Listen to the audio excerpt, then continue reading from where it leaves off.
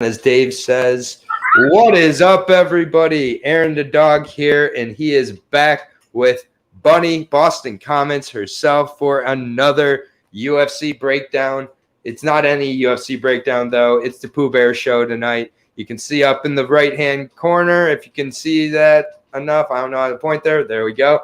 We got a picture of Mr. Pooh Bear, Brian, my UFC co-host. That will mean multiple things coming up here soon. But also Giga Chikadze taking on Edson Barboza in the main event. I don't want to really skim over that either because that's an incredible main event. That's the Real Combat Sports event this weekend. I'm not sure if there's any other ones, but how you doing tonight, Bunny?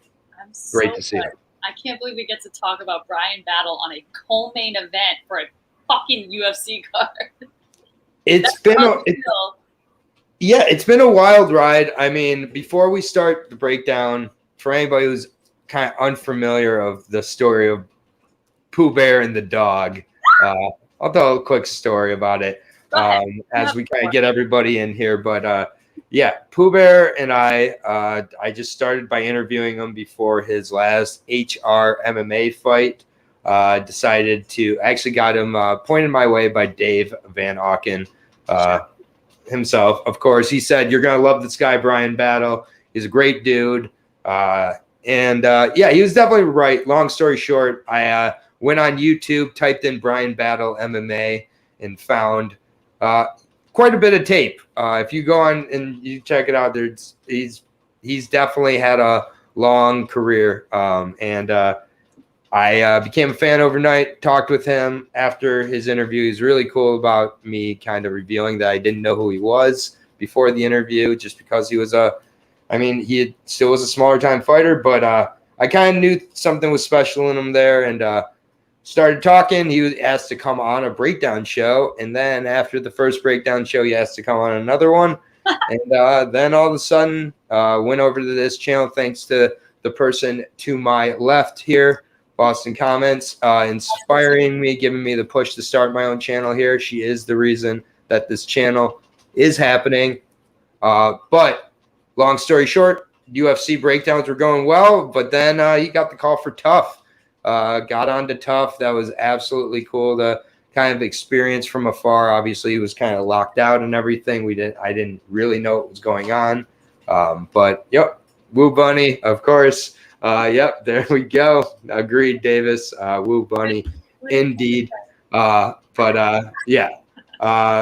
he's become a very good friend of mine in a very short amount of time. I definitely thought that special big things were coming for Bryan, but I had no idea how quickly they were coming. Goes on to TUF, does a great job on there, and now he's fighting in the TUF finale in the co-main event of the evening against Gilbert Urbina, Team Volkanovski final now, all Team Volkanovski, yeah. We So called from the get-go. It was some of it was biased, but the other part was heart. We called Team Volk even after they got a late start on their wins, and you called it when they were 0-4. You said they were about to go on a run before any time. Yeah. Ferris, we both know Bryan. Ferris, yeah, both Bunny and I, of course, know Bryan. But yeah, Bryan's my UFC co-host. If you go back on the channel, we've got some big 60-view UFC breakdown shows where people didn't even know who Bryan was yet. And then it was interesting because after TUF happened, and then we will get into the breakdown. It won't just be me rambling here because no one wants to hear that. But after Bryan got on to TUF, all of a sudden people would start to pop into the chats and be like, "Whoa, is that Bryan Battle? Oh, is that Bryan Battle?" It's like when I do a breakdown show with you, and everybody's like, "Bunny's in the chat," and I thought they were teeth at one point, and I'm like, "Oh no, they're I rabbits." love when they get halfway through the breakdown and they're like, "Hold up, is that Bryan Battle?" This is a Dear Diary moment right here. Look who has arrived. Taco baby. Taco Baby is here. King. I don't even know what to do in the presence I gotta of. tell you, Taco's a big fan of you. So it's a big fan of Bunny. We're a big fan of Tacos, but Taco's also a big fan of you. Yeah, it's just a circle of fandom here. But yeah, we will spend a little more time perhaps on the Bryan Battle fight than these other fights, but we're going to do them all justice here. We, as always, take, the breakdown game and we put our own spin on it. I'm going to be focusing on the betting as always. Betting lines are my thing. That's totally something that Bunny is still learning about. But she has started to – you've thrown it out a couple times and found your way to appreciate it. I will say that. Yeah. But I'm going to be covering the betting side of it. Bunny is definitely coming at it still from a very passionate point of view and from the heart, from the heart. We could have sold them. Yeah, exactly. So without any further ado, we are going to jump in here. The headliner of Barboza and Chikadze. Not a bad way to enjoy a Bryan Battle Ultimate Fighter win. Not to give off my pick, but if you're wondering who I'm picking there, then you haven't been paying attention. I will be keeping track for time codes for people coming in and out as well. But we are going to jump in at the 135-pound division, also known as bantamweight, with debutante in Mana Martinez, also known as Leo Mana Martinez, if you're looking for some tape on him on YouTube, taking on Guido Canetti, one of my favorite names in the entire organization. Guido Canetti from Argentina, 41 years old and 8 months. That is very, very age for the 135 division, taking on 25-year-old out of Texas and Mana Martinez, 5'10 for Mana versus 5'6 for Guido. I'm sorry, not Guida. Clay Guida is not fighting Mana Martinez. That'd be rough for Mana. But Media real quick. Oh yeah, shout out to Dapper. I'll definitely get back to highlight. Dude. I'll definitely get back to highlighting in a second. I'm just kind of scrolling, but I'll get back to highlighting all those comments in a second. Guido Ninja Canetti, though, 41 years old now, fighting out of Our Town MMA in Buenos Aires, Argentina. So Our Town MMA, sorry. He's on a 2-fight losing streak, lost 3 of his last 4, only being a Diego Rivas in there. Not really too familiar with him. And he got knocked out pretty hard by Dana Baccirio in his last fight with a left hook in first round. It was pretty rough. And Guido just overall hasn't had the best run in the UFC. He's been around since 2014. He was on Ultimate Fighter Latin America Season 1. He lost both his fights on there.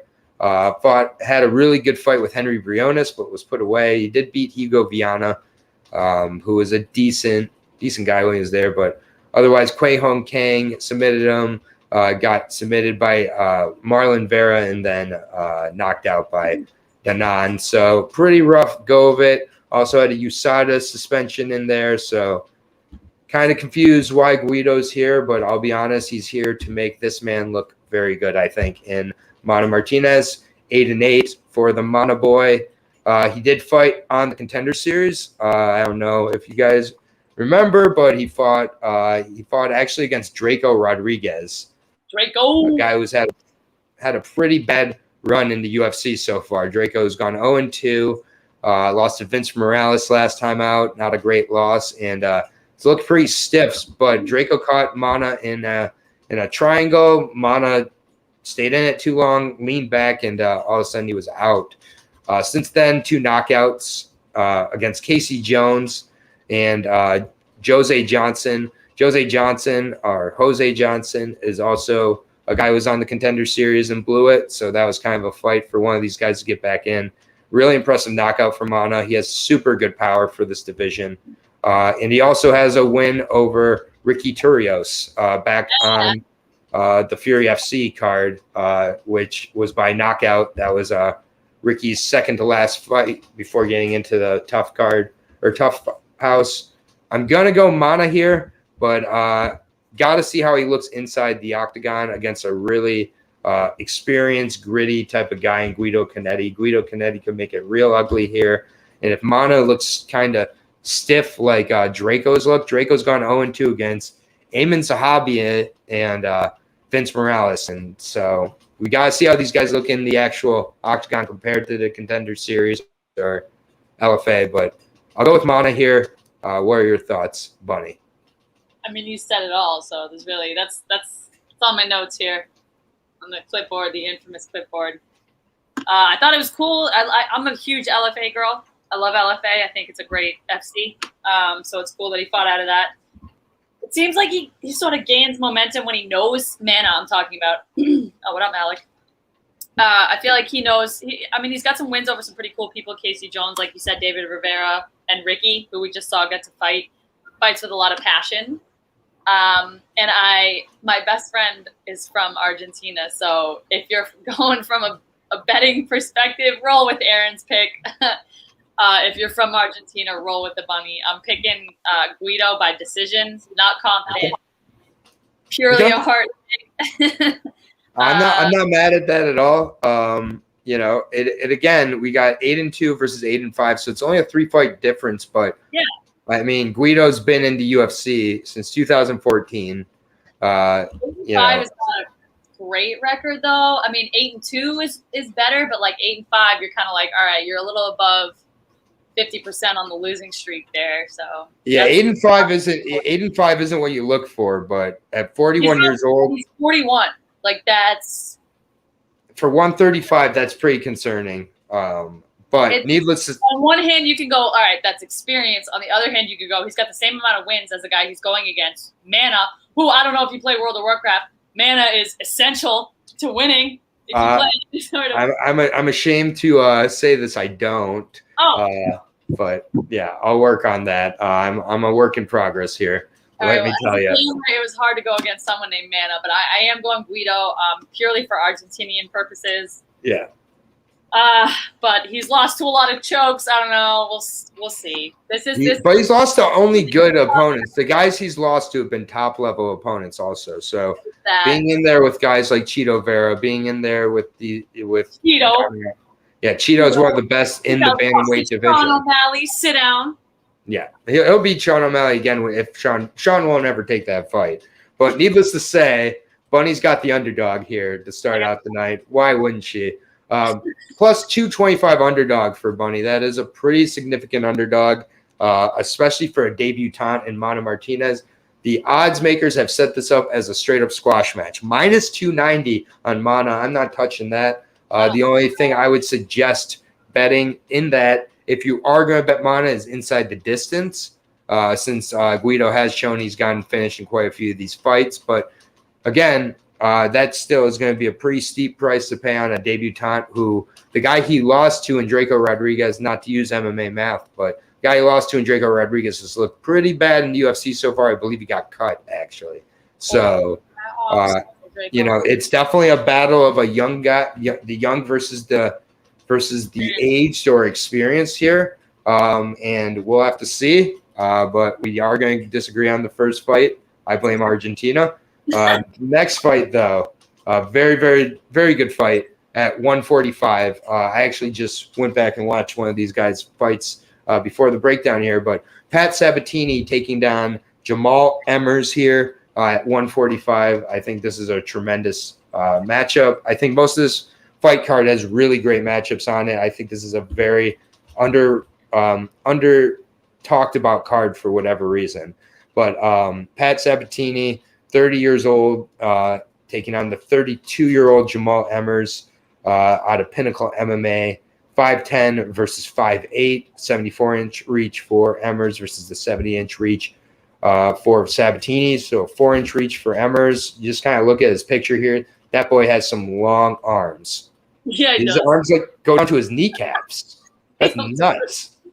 And he really uses his reach really well. The fight I went back and watched actually was against Giga back when they fought last year, actually, on the Fight Pass prelims. So just to think about how quickly things can change for a fighter, it's think how quickly it changes. Giga Chikadze was fighting Jamal Emmers in his UFC debut on the Fight Pass prelims, not the prelims, the Fight Pass prelims last March, and now Giga is fighting in the main event in August of the next year, 15 months late, Damn. 14 months late.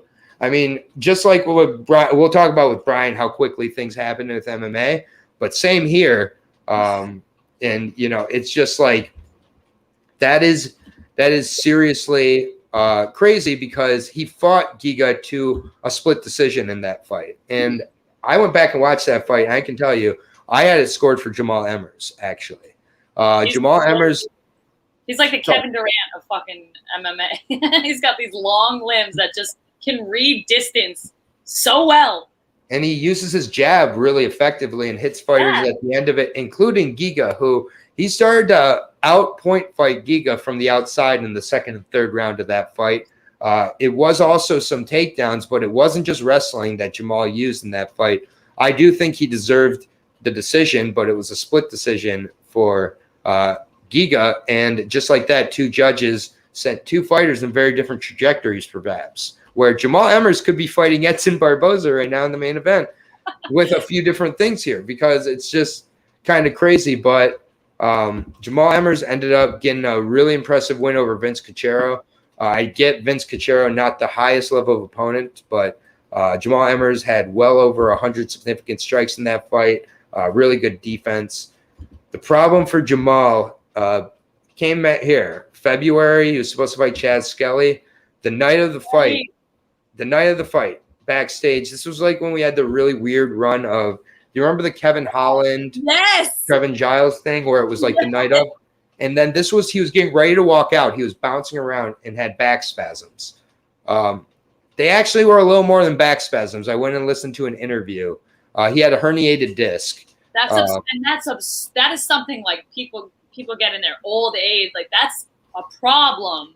Well, yeah, it was an athlete herniated disc. And so it was just from overtraining and overworking. However, he didn't have surgery. He rehabbed at the UFC Performance Institute. He was told he didn't need surgery. That was back in February. This is 6 months later. He should be good, but that's a back issue where he's going to be heavily grappling in this fight, heavily grappling leading up to this. Pat Sabatini is a heavy grappler as well.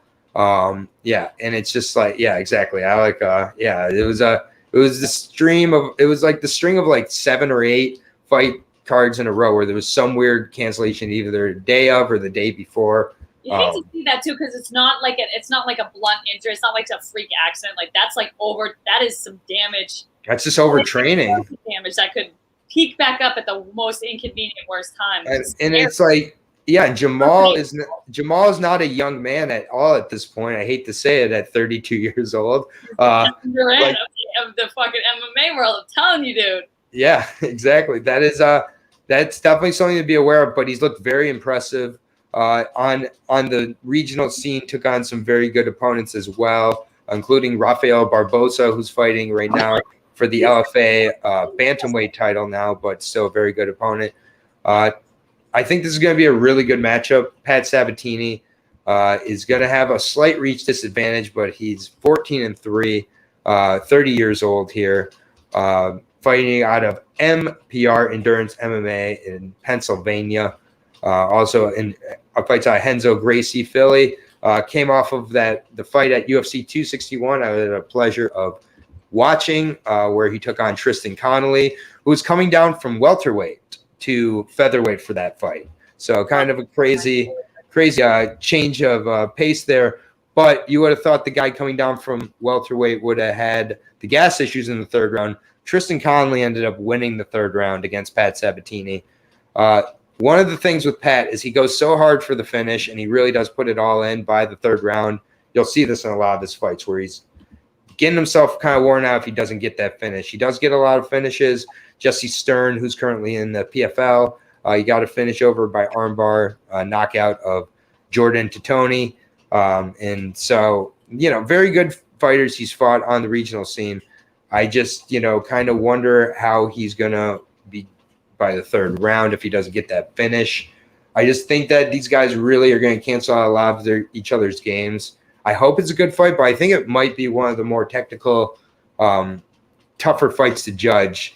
I'm going to lean towards the casuals call boring, but we see it as a little bit more The casual waffles would call it boring. Yes. Which I am. I'm a casual waffle. If you're watching, Jay Thomas, casual waffle. Exactly. Good. Hot off the presses here. Just like a casual waffle to be talking about the Giga Chikadze and Edson Barboza card. That's totally. But she has UFC Fight Pass, so it's okay. See, nobody else is gonna get that joke, Aaron. It's okay. My expertise is inside jokes that only me get, so I'm happy with that. I'm the biggest fan because I have UFC Fight Pass. Yeah. Your thoughts on this matchup, though? It's a really good fight. It's not much more tough to call. Like you said. It is tough to call. I'm going with Jamal only because that was like a gut feeling. They have very similar, close records if you sort of count it out. Featherweight's a tough division. I don't know. Yeah.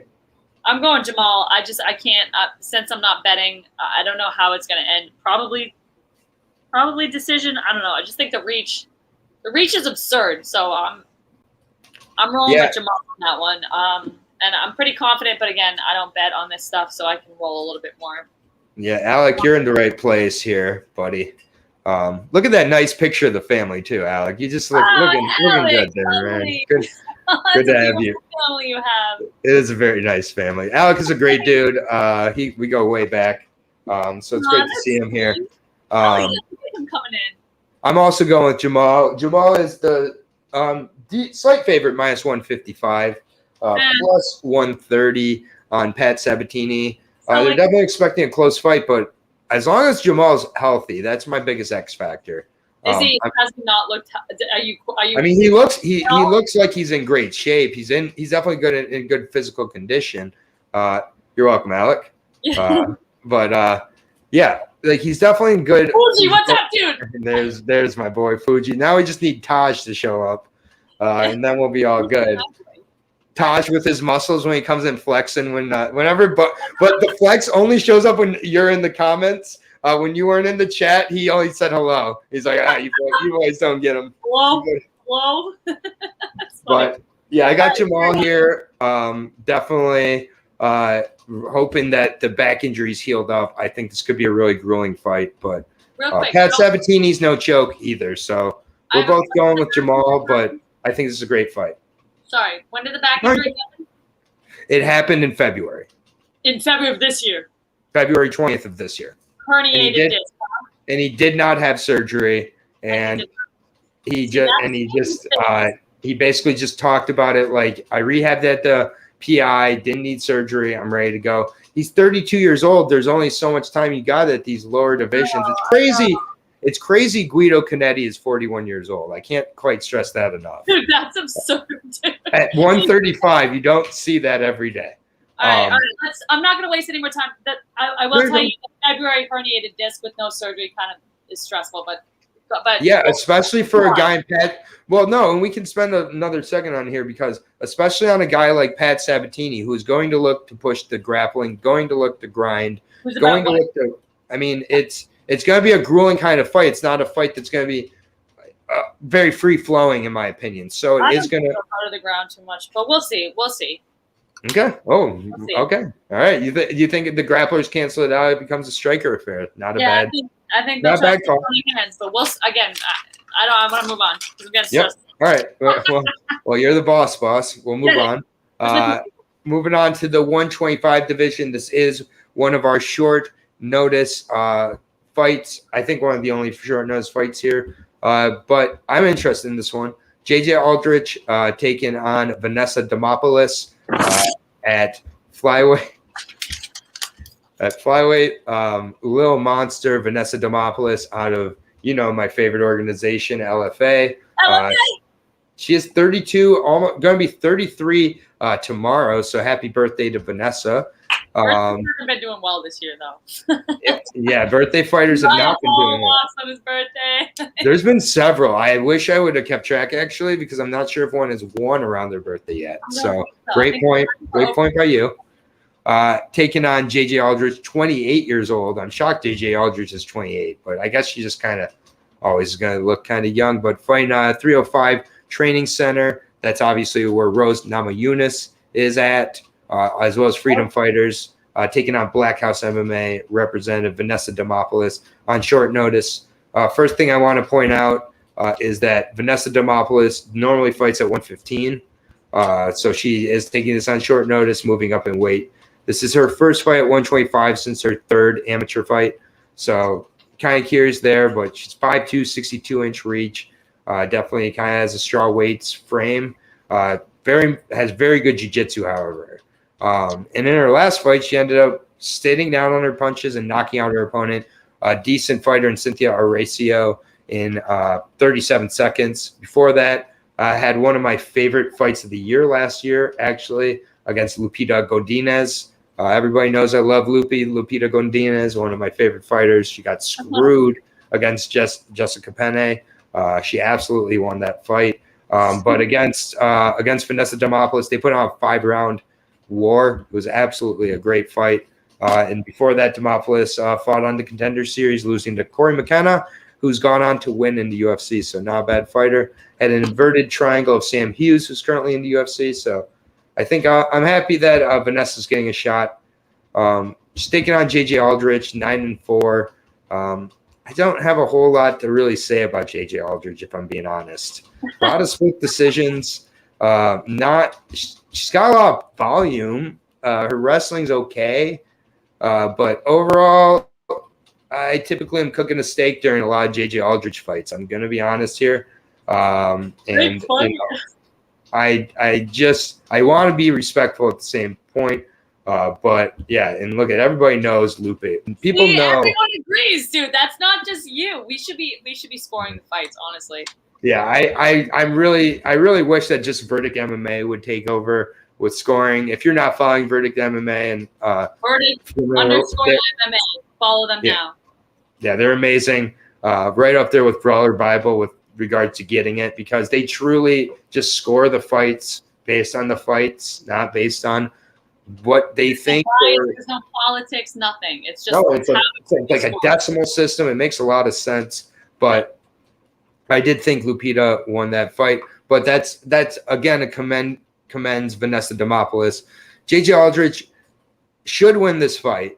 However, I'm going to take Vanessa Demopoulos, man. Yes. Vanessa has a little bit of a magic in her, and she's looking in very good condition. I think the 125 won't be where she stays by any stretch, but it looks perfectly fine on her and may really help her be able to push the grappling pace. That's where she has to get this fight. If this is on the feet, this is all JJ Aldrich. She's going to outvolume her. She's going to put together another decision. JJ Aldrich, I don't think I could ever pick to get a finish in a fight because I just don't believe it's going to happen. I don't believe so far in the UFC she has gotten a finish. No, she hasn't. Her best win is Polyana Viana, which is okay, but yeah, her last KO was in 2016 against Kathina Lowe, who was a salty 6-8 at the time. Jesus Christ! Yeah. 6. I'm sorry. Wait. I mean, that's on the regional scene. It makes sense. I mean, the one thing I will say is JJ was preparing for a tough opponent in Tracy Cortez, who had to pull out pride for being. Never mind. I'm going to just stop saying that. You know what? It's a steak fight. Let's move on. We got a lot of fights. Yeah. But I'm going to take Vanessa. I love when, again, I'll say it every podcast, I love when my picks align with yours, even if I don't have a reason for my pick. Nothing. We're MMA super fans. We respect all fighters, you know? Yep. Steak fight refers entirely to JJ. I also can't believe her body looks 38 to me, but she is 28, amazingly. But I also, for some reason, am picking Vanessa. I like her. She's she's more fun to watch. JJ, I can't really put my finger on it, but every fight with here, I've got my finger on it. I guess JJ has a little bit more experience. She's got 9-4 against 3? 6-3. But JJ does not do it for me by any means. I'm sorry. No, it's okay. Oh, disrespect, not my cup of tea. No, I think the thing with JJ that decision. I don't know if that's how it's gonna go, but I'm gonna hope for the submission. Submission. I want Vanessa. I want Vanessa to make a splash. If you haven't gone back and watched her inverted triangle of Sam Hughes, check that out after the podcast, everybody. It is an absolutely gorgeous submission. Inverted triangles are officially my favorite submission, by the way. You don't see them a lot, but I love them. They're brutal. Darce choke is mine. Darce choke. She's a Darce choke gal. I'm an inverted triangle guy. It's all good. We coexist. The odds here are insane. Insane. Minus 400 for JJ Aldrich. Shut the fuck up. That is crazy. Give me the dog all day. Bet the dog. Bet the dog. That is 100%. Some fucking money. I don't know if you know this about me, Bunny, but I have a rule when it comes to particularly low-level women's MMA. When the odds are over plus 200 for the dog, I bet them automatically. And so it is a very, very profitable method of betting with low-level women's MMA, particularly on the big dogs. Bro, and Vanessa is a live. She's a live dog. Vanessa's a plus 300. She's a 3-1 underdog. This is crazy. Fujifilm here is more of a Gogo Plata type of guy. Very good. I'm a man of culture, I see. Very, very well. We are going to move on. I think that Vanessa can make this a very exciting fight. That's stupid, though. Minus 400 for this fight? Come on. I think really what they're basing that on is that JJ Aldridge is an actual flyweight while Vanessa's a strawweight. And JJ has UFC experience and everything. So I think, but I also, this is where you can catch these odds sleeping at times, guys, because I do think Vanessa's a live dog. If anything else, maybe bet the under 2.5 rounds, because maybe Aldridge's power is just too much for Vanessa and she puts it away. Or this is just a little betting talk real quick. Or Vanessa puts it away by submission, and then you have it covered. So I don't know. I guess you love gorillas. I don't know. But okay, we're gonna move on here to the 205 division. Elliot, what's up? Thanks for tuning in, brother. Yeah, welcome, Elliot. I knew you would show up, and glad to see you here. Dustin Jacoby taking on Darren Stewart in this next fight at light heavyweight. This is a very good fight here, in my opinion. I always got a soft spot for Darren Stewart. Met him in Boston the night I got to meet Jillian Robertson and several other fighters. You and Jillian are like good friends now. Yeah, Jillian is one of my best friends. She picked my team to win in that mock draft. I almost threw up because I was like, yo, she loves Aaron. She picked my team. That was like validating beyond all belief. Yep, that was rough to take. But I just had gotten over it before you had reminded me of it. But so thanks for reopening that wound. But Darren the Dentist Stewart. I hate this. Wait, what? Jillian's here. Jillian's in the chat. Bro, you don't read the chats at all. I'm on it. Dude, I'm trying, but I'm looking. Hey, speak of the devil. Savage MMA is right here. Jillian Robertson, the queen of the ground game, is here right now. Great to have you here, Jillian. Thank you forever. I told you she was my friend. Let me put my hands back on screen now. I probably have a fake account that's called Jillian. Like that, just like sure she did. But Jillian, Darren Stewart, I don't know if you got to talk to him that night, but that was a good night in Boston. After the fights for sure, 12-7 for Darren Stewart, light heavyweight. Now I believe he was a middleweight when I took him on, or when I got to meet him, I took him on. Currently on a 2-fight losing streak. However, he did kind of beat Eric Anders in that first fight before it was a no contest. Look at all the love for Jillian here. I love to see it. It's an honor to be in the presence. They love you, Jillian. Definitely go. Shout out to Jillian. Hopefully we'll have a fight of hers to break down very soon here. Actually, she did just announce. Sorry, we'll just pause real quick. She did just announce her fight on her against Priscilla Cachoeira, or as I call her, Ketchup Eater. Gotta get her bets right. Damn straight, Jillian. But beautiful matchup, Jillian, coming up in December. So it's a little bit of notice for her for once, which is crazy. But December 11th goes down against Priscilla Cachoeira.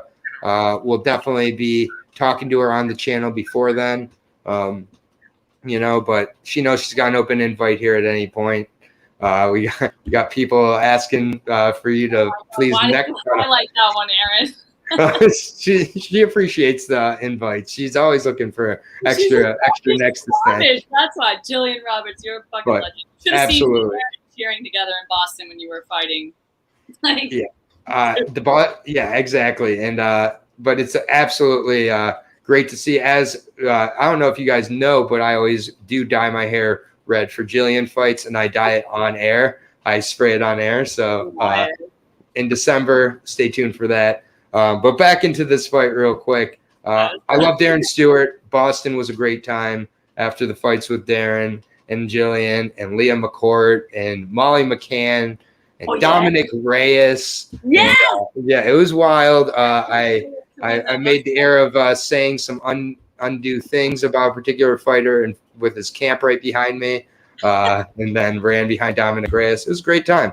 But yeah, it's been a rough go of it for Darren Stewart over his last 5. He actually went over to Cage Warriors and fought against Bartosz Fabinski. Got absolutely grappled and wrestled, controlled. He did finish Maki Pitolo against Kevin Holland. It was a split decision loss. That was a very good fight.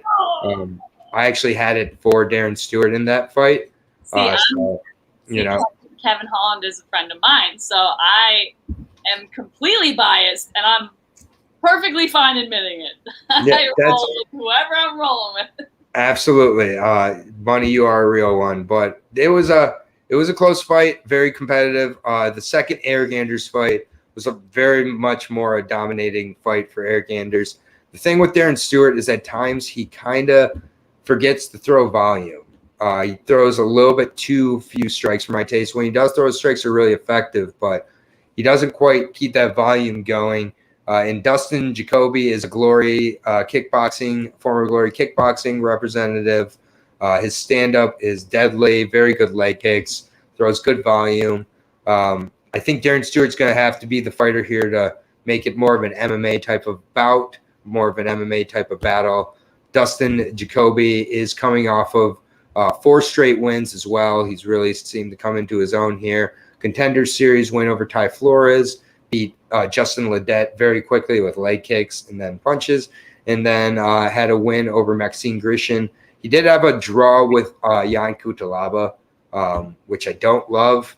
I think that should have definitely been one that he should have been able to kind of put away. But yeah, this is a tough one for me.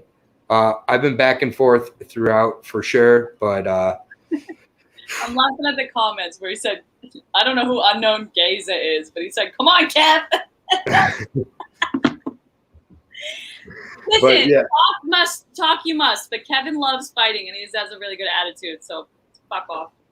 Yeah, no, absolutely. I mean, Kevin Holland went from 2020 Fighter of the Year to all of a sudden no one liked him just because of a couple bad performances. Come on, man. Easy come, easy go. I'm still a Kevin Holland fan.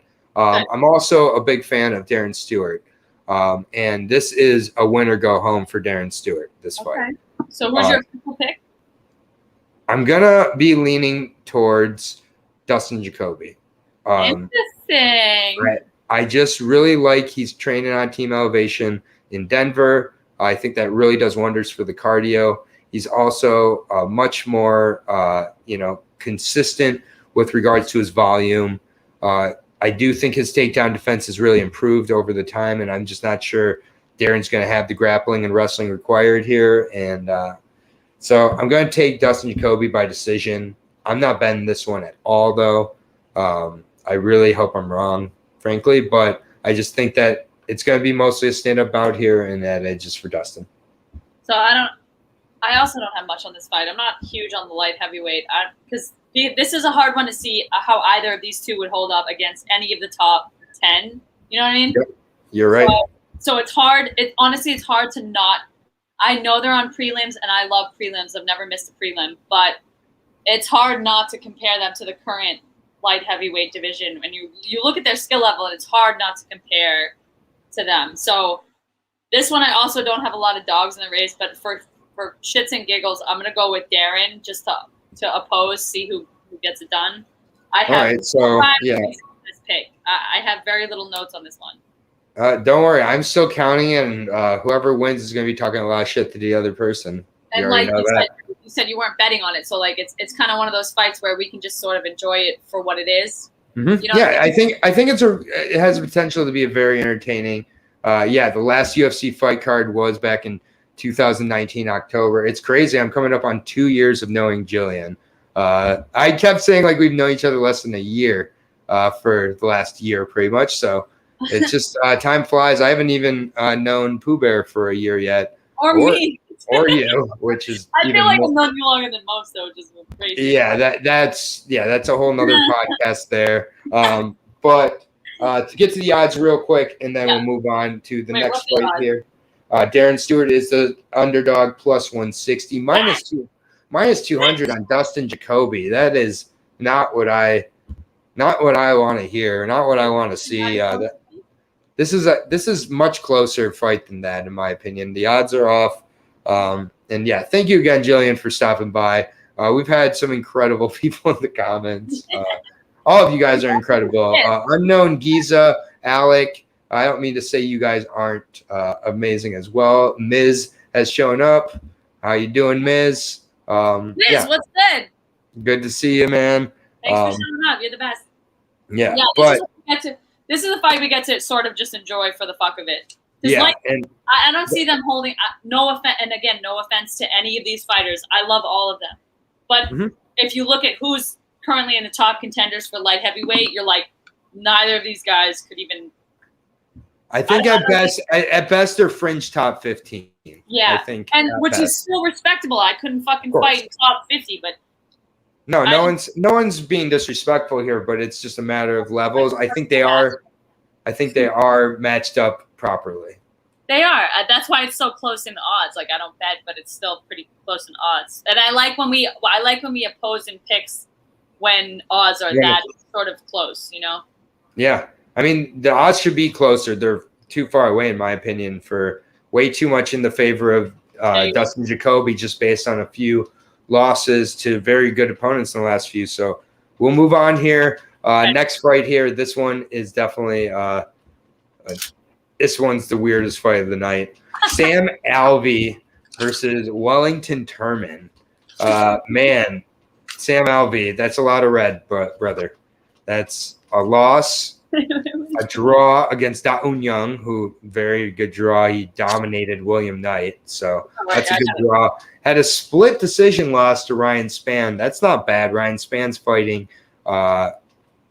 pretty high-level opponent in this next one. I can't think of who, but Klidson Abreu, not a good loss. Klidson Abreu is not in the UFC and just lost in the PFL. And then Jimmy Crute knocked him out. Not great losses. I love Crute, too. He's such a good dude. That last I met real quick sidebar about Jimmy Crute. He would have fought through that, by the way. He was like, I can't walk. I'm fine. Yeah. So I also met Jimmy Crute in Boston that night when I met What? And I will just say this much. What up, Eddie? Bitch. Good to see you, Eddie. Thanks for coming by. Eddie's a fantastic photographer. Follow Eddie, drop your that you went to the. This is the one I went to Jacksonville with. This is the kid? No. Yeah, Eddie, drop your tag in the comments so people can follow you. But Eddie's a tremendously talented dude. He's great. Yeah, I also did get to meet Jimmy Crute that night though. Jimmy Crute decided there we go. Edward Martinez. Isn't he? Isn't Jimmy Crute Australian? He is Australian. He was there to corner Ben Sosoli, actually. Jimmy Crute decided to lift me. Jimmy Crute had a couple of adult beverages that night. Wait a minute. I've never heard this story before. Well, here we go. I don't know how this didn't come up. I swear I told you. I'm sorry. I love Australians, so please share with the crowd this fucking story. Oh, my God. I'll just say I'm actually going to share the rest of it with you off the air because it's not breakdown appropriate. But I met Jimmy Crute under the influence of some alcohol, and you can fill in the rest from there. He did not call me the next day. But anyways, I don't Thank you for laughing. That was not funny. That's why. Wellington Turman here, 16-5. Very interesting fighter. I'll put it that way. 25 years old, still very young out of Curitiba, Brazil. 6'72" reach out of Gil Ribeiro team. He's had a tough go of it here in his last couple. Got knocked out in the first round by Bruno Silva, who looked very impressive in that fight. And then the fight before that, he was knocked out by Andrew Sanchez. Andrew Sanchez, not known for his knockout ability. And he knocked him the fuck out and hammer-fisted him. He's been knocked out pretty brutally in his last two. His only win in the UFC so far to Marcus Perez, who has been excommunicated from the UFC. Got out-grappled at points against Carl Roberson, Glory kickboxer. I'll be honest, I'm not a Wellington Turman believer, man. He's not great. Miz is taking the words out of my mouth here, but I'll give him a little bit of shine here. I can't believe it either. I'm taking Sam Alvey. He's fought in 3 different weight divisions. That's insane. Yeah, it's yeah. So I'm just gonna read this for anybody. Fucking welterweight and middleweight. That's ludicrous for Sam. He fought at welterweight on The Ultimate Fighter. Remember when he was on The Ultimate Fighter and he was known as the Quitter? He was known as the Quitter on that. Welterweight is not an easy fucking division, dude. Not that. And that's an insane cut for Sam Alvey, who now makes 205 and has to cut to that. I was blown away looking up his tape study. Like that is some. When you calculate it, you're like, who the fuck is this kid? Yeah, let me tell you, I was saying who the fuck is this kid a lot during Sam Alvey's tape study because of how he fights sometimes. It drives me crazy. He just backs up to the cage, does not throw anything, and just puts himself in some bad spots. But, yeah, I can't believe I'm saying this, but I got Sam Alvey. Sam has super good takedown defense, experience, 20 knockouts, and I'm not super impressed with Wellington, and he's pretty chinny. Miz, I don't need to say anything else, my friend. You pretty much cover it there. Sam Alvey's faced an extremely high level of opponents, and yeah, if Sam Alvey is gone, he's gonna be fighting bare knuckle MMA. Well, he's on 5 Game Bread. Oh, hey, we have some sort of minor affiliation with them, so shh. Oh, Eddie's a Fight Bananas guy. He knows all about Game Bread. That makes me feel a little bit better. I'm like, yeah, yo, yeah. shh. Oh, Alec, we finally disagree, my friend. It's okay. It's okay. No, it's a good one to disagree on, though, because if you look at Sam's... It's a hard one to call. And you look at it like, how is he on 5? He's on a 5-loss streak right now. You're like, how can you possibly root for this guy? But if you look up his tape, you look up what he's done, you're like, all right, he's got experience, he's got knowledge. He's got fucking 33 wins. He might have half of that in losses and 1 no contest, but... I'm also going Sam. It's nice. How can you not just out of solidarity, like, dude, this guy's a fucking legend. Like, I don't care how many times he's got his ass beat. He fucking did 3 different weight divisions.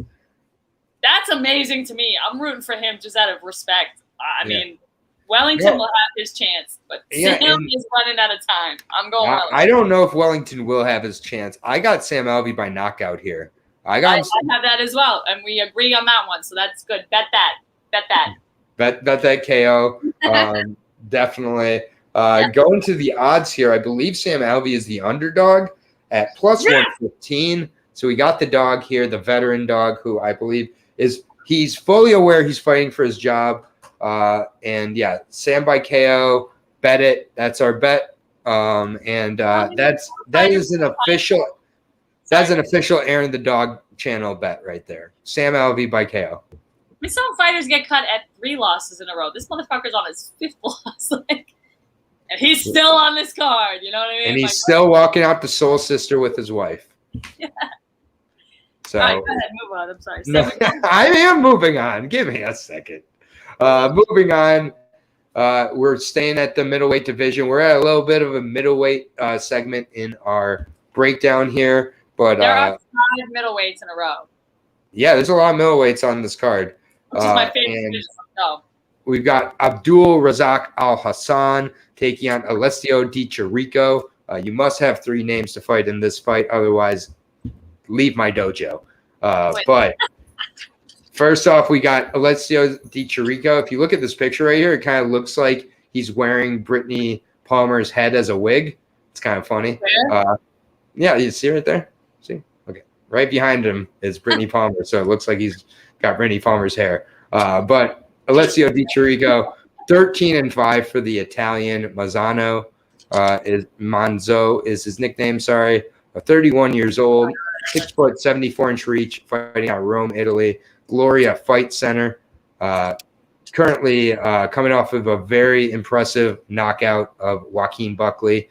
Took all of Joaquin Buckley's momentum and was coming into that fight off of a 3-fight losing streak, actually. And before that, had a split decision win over Julian Marquez. So was really coming into that fight with a lot of momentum. But, the fighters he had lost to. He has a loss to Kevin Holland. He has a loss to Kevin Holland during Kevin Holland's 2020 Fight of the Year run, or Fighter of the Year run. Then he lost to Mahmoud Muradov, who's we'll be talking about a little bit later, but very, very good. And then he came back, and he was on the chopping block against Joaquin Buckley. And Joaquin Buckley took all of his momentum there and knocked him out with a real clean head kick. Huge win for Di Chirico. Best he's looked. Di Chirico is a very good fighter, very, particularly on the feet, doesn't always mix it up as much as I'd like him to. Decent takedown defense for the most part.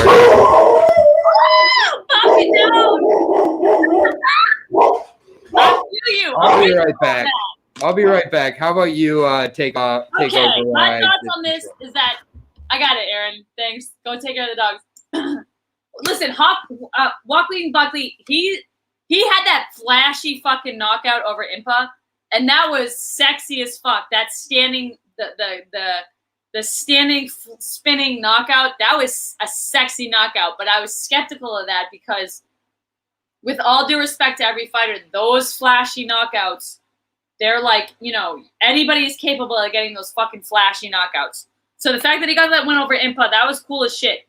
But So I was a little he's got questionable distance reading. Alessio De Chicaro has questionable distance reading. He seems to really feel out his oh hey, what up? Hey, sorry to leave you like that. It's all right. I was talking about Joaquin Buckley and how that whole spinning, like the kick flip back knockout. Yeah, the back kick against Impa Kasagane, which against Impa, yeah, that thing was sexy, but it can be proven as a fluke. So he has a win over Buckley. Now, that could go either way. That could go, oh, well, he has a win over this guy who had that wicked, flashy wheel kick. But hold on real quick. I just want to point out, Unknown Giza, that was not a wheel kick, sir. It wasn't. Wheel kick was not. So you're going to be correcting the bunny. At least bring the correct terminology. That was not a wheel kick, sir. That Aaron, you're the fucking man, dude. Thank you. I watched. I'm not trying to, I'm just saying, if we're going to try to correct people, Thank you. I watched the whole fight, Buckley. I just want you to know, Giza, a wheel kick is what Edson Barboza landed on your countrymen back in the day. So, Impa grabbed Buckley's foot. Buckley stood up on the grab and then turned and kicked his foot. That wasn't the same thing. Yeah, but it was crazy, and I agree with you. It has a double-edged sword to it, and Di Chirico's impressive win here could also have that. As well, I think that it's really look at Fuji. Look at Fuji too, going spinning back kick. Like, I know what I saw. I'm not retarded. I know exactly what I saw. Yeah, and then just real quick with Judo Thunder, Abdul Razak Al Hassan, 36 years old now, 5'10", 73-inch reach. He is no longer fighting out Fortis MMA. He actually has moved over to Elevation. Specifically because the boy has no gas tank. We saw against Jacob Malkoun. Jacob Malkoun absolutely beat this man up pillar to post after looking like one of the worst fighters in the UFC in his first fight. At 4-1, I'm pretty concerned with that. Chaos Williams knocked him out. Munir Lazez completely gassed him out. It doesn't look like the gas is much better at 185. I got Di Chirico here. by gas, by experience, by distance control with the strikes. I think he's going to really work the jab, work the body kicks, and wear down. Yeah, I just think he's going to wear down Al Hassan. I just think Al Hassan's time has passed, and the gas is one of the most important things to have. So, first of all, Aaron, thank you for defending me on that. I know what the fuck I'm talking about. So no, you don't need me to defend you. I just like. No, don't I know, but the fact that you just step up, I appreciate it. But also, 3 losses on Abdul. You're always like, dude, like you're so close to being cut. You need a win. But I had a hard time going against Alessio here, and I have Alessio to win this, and I feel bad because I hate seeing fighters that get cut or the fighters that are on a total losing streak. You know, especially if like Judo Thunder, he does kind of give it his all, so it's not like. I mean, he can knock out anybody. Like he can definitely go in there and knock him out. That's why it sucks, but I am going Alessio here, and I feel bad, but I'm going Alessio, and it has nothing to do with the Buckley. It has nothing to do with Buckley. I wrote that down in my notes because I wanted to make a big point that like a flashy KO can happen with any. Now, not to say it's not impressive, but any fighter is capable of some fluke, crazy, flashy KO. Because the next fight or 2 fights after, I think it was, Buckley got his ass beat. So it's like. Right. You have this so spot on. I do definitely look at decisions much more positively than a lot of people seem to. When you put it together for 15 minutes, it's much more impressive to me than a 40-second knockout. Absolutely. You can see to 15 minutes what the other fighter. It's like it literally gives you a breakdown. It's almost a breakdown of what each fighter is capable of for 15 minutes. How they can counter their defense, their takedown, their striking. It tells you so much more, which is what another thing I love about you, Aaron, is that you appreciate decision wins over someone who's just like, just bleed. Yeah, I love it all. Obviously, we love to see it. We love to see, we love to see a knockout. But this is pretty telling. Many here pointing out Al Hassan at the top when he was knocked out Nico Price and knocked out Sabah. Look at how long those fights took. They're each sub 2-minute fights. It's like, yes. What happens after that? Third round submissions in like the final seconds are like my fucking. That's like orgasmic to me because it's like I get everything I want. I get a full 15 minutes and a finish. That is mutual. I won't repeat that statement because no one wants me to hear me getting that way about fights, but I concur. I'm trying to keep the viewers up here. So Alessio is a -225 favorite. Little too heavy of a favorite. I think that plus 180 on Al Hassan, but DiChirico, I think in all honesty, is the better MMA fighter here. 31 years old versus 36, an actual middleweight versus bloated kind of, or still looks okay for the middleweight division, but yeah, it's just Alec gets it. Alec, of course, going full time always impressive to me. I think even higher of a fighter that has won in 25 minutes. Facts. See, Alex on our page. Alex is great, man. Alec, we got to do a breakdown here soon. You going to join us sometime, Alec? You going to take my spot? No, absolutely. There's no taking the bunny's spot. There's joining the bunny, but there's no taking of the bunny's spot. There's only one bunny, and that is how things will go. I am just delaying here as I'm getting to the next fight. Here we go, and we're ready for the next breakdown here. 58:35. I'm just putting the timestamps down. So Gerald Mearshart taking on Mahmoud Muradov. Just was talking about him, and then of course Brandon in the house. What's going on, dude? Yep. And then don't worry, Giza. I just I gotta stand up for my bunny. That's all. And when someone comes in calling it a wheel kick when it clearly wasn't, sick or not, Giza, it's been shown a lot, so I'm not going to buy that sick excuse. Actually, that seems like you're trying to back down. But that's okay, dude. We all have our moments. You will be talking about this little defense later on after the post. See me in the principal office. We'll be talking about this post-production. Yes, in the post-production meeting, of course. But next fight, yeah, very good fight here, actually. I'm really excited for this one. Mahmoud Muradov taking on Gerald Meerschaert. I will be breaking down the 25-6 Money Mayweather representative of MMA in Mahmoud Muradov. Did you know that? Hang on. Trying to get my notes fucking organized here because this might be fight of the night for me. Wait. Yeah, he is the only. He is the only.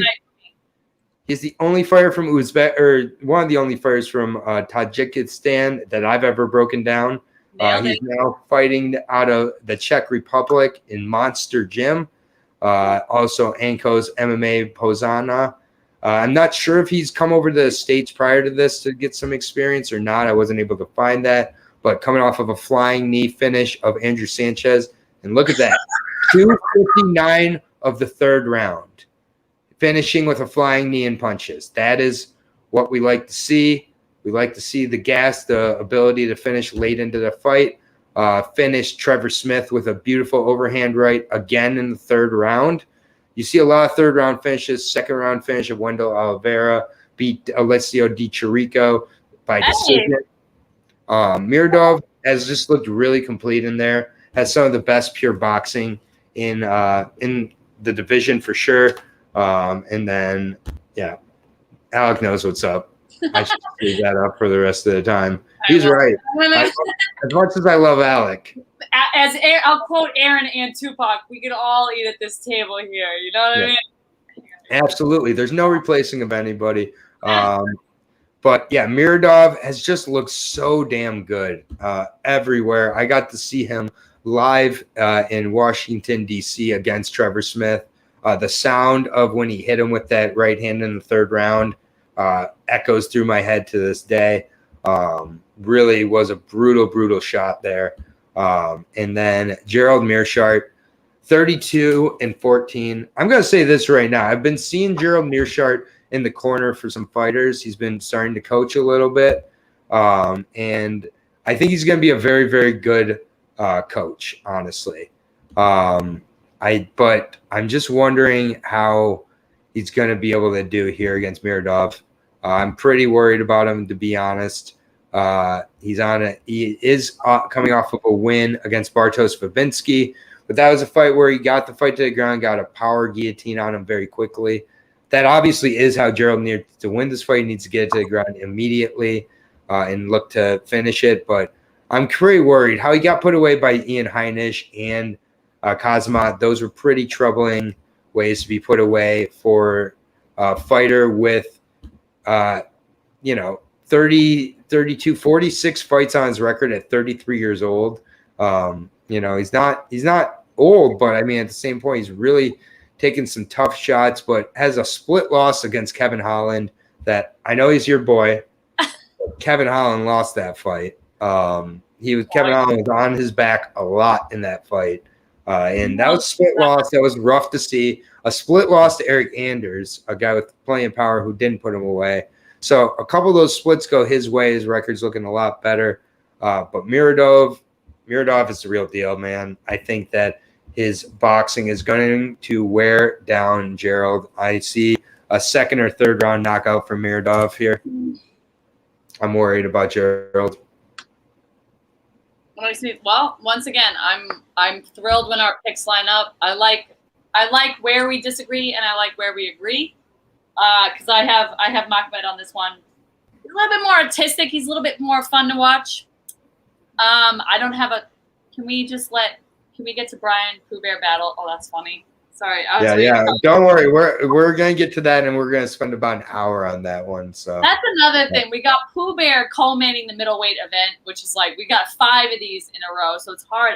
Once again, it's hard. 13 is his record. 13-14. Did I write that down correctly?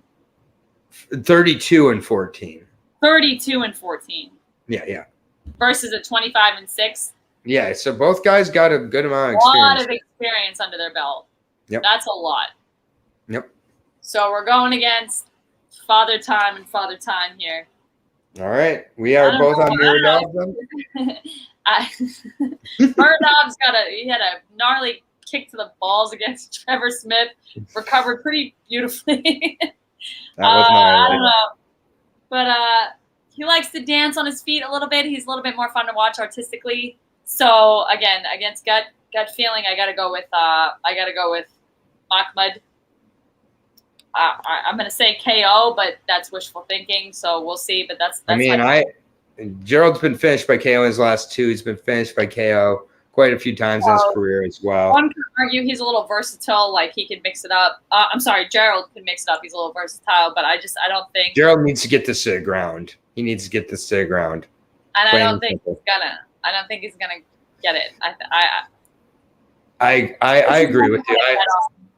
Yeah, it's kind of I don't crazy. bet anyways, but what are the numbers? Let's hear the numbers on this. Yeah, it's crazy odds. -650 for Mahmoud. Oh my God, what are those fucking numbers? He's the biggest favorite on the card. Who's -600? -650 for Mahmoud. See, that pisses me off. I don't like rooting for the favorite, but here we go. I mean, it's not his fault. It's the odds maker. You can't hold it against him here. I can't. You'll have to teach me on that a little bit. Either way. Don't worry. It will be part of post production. I'll teach you a little odds. Plus 450 on Gerald Mearshart.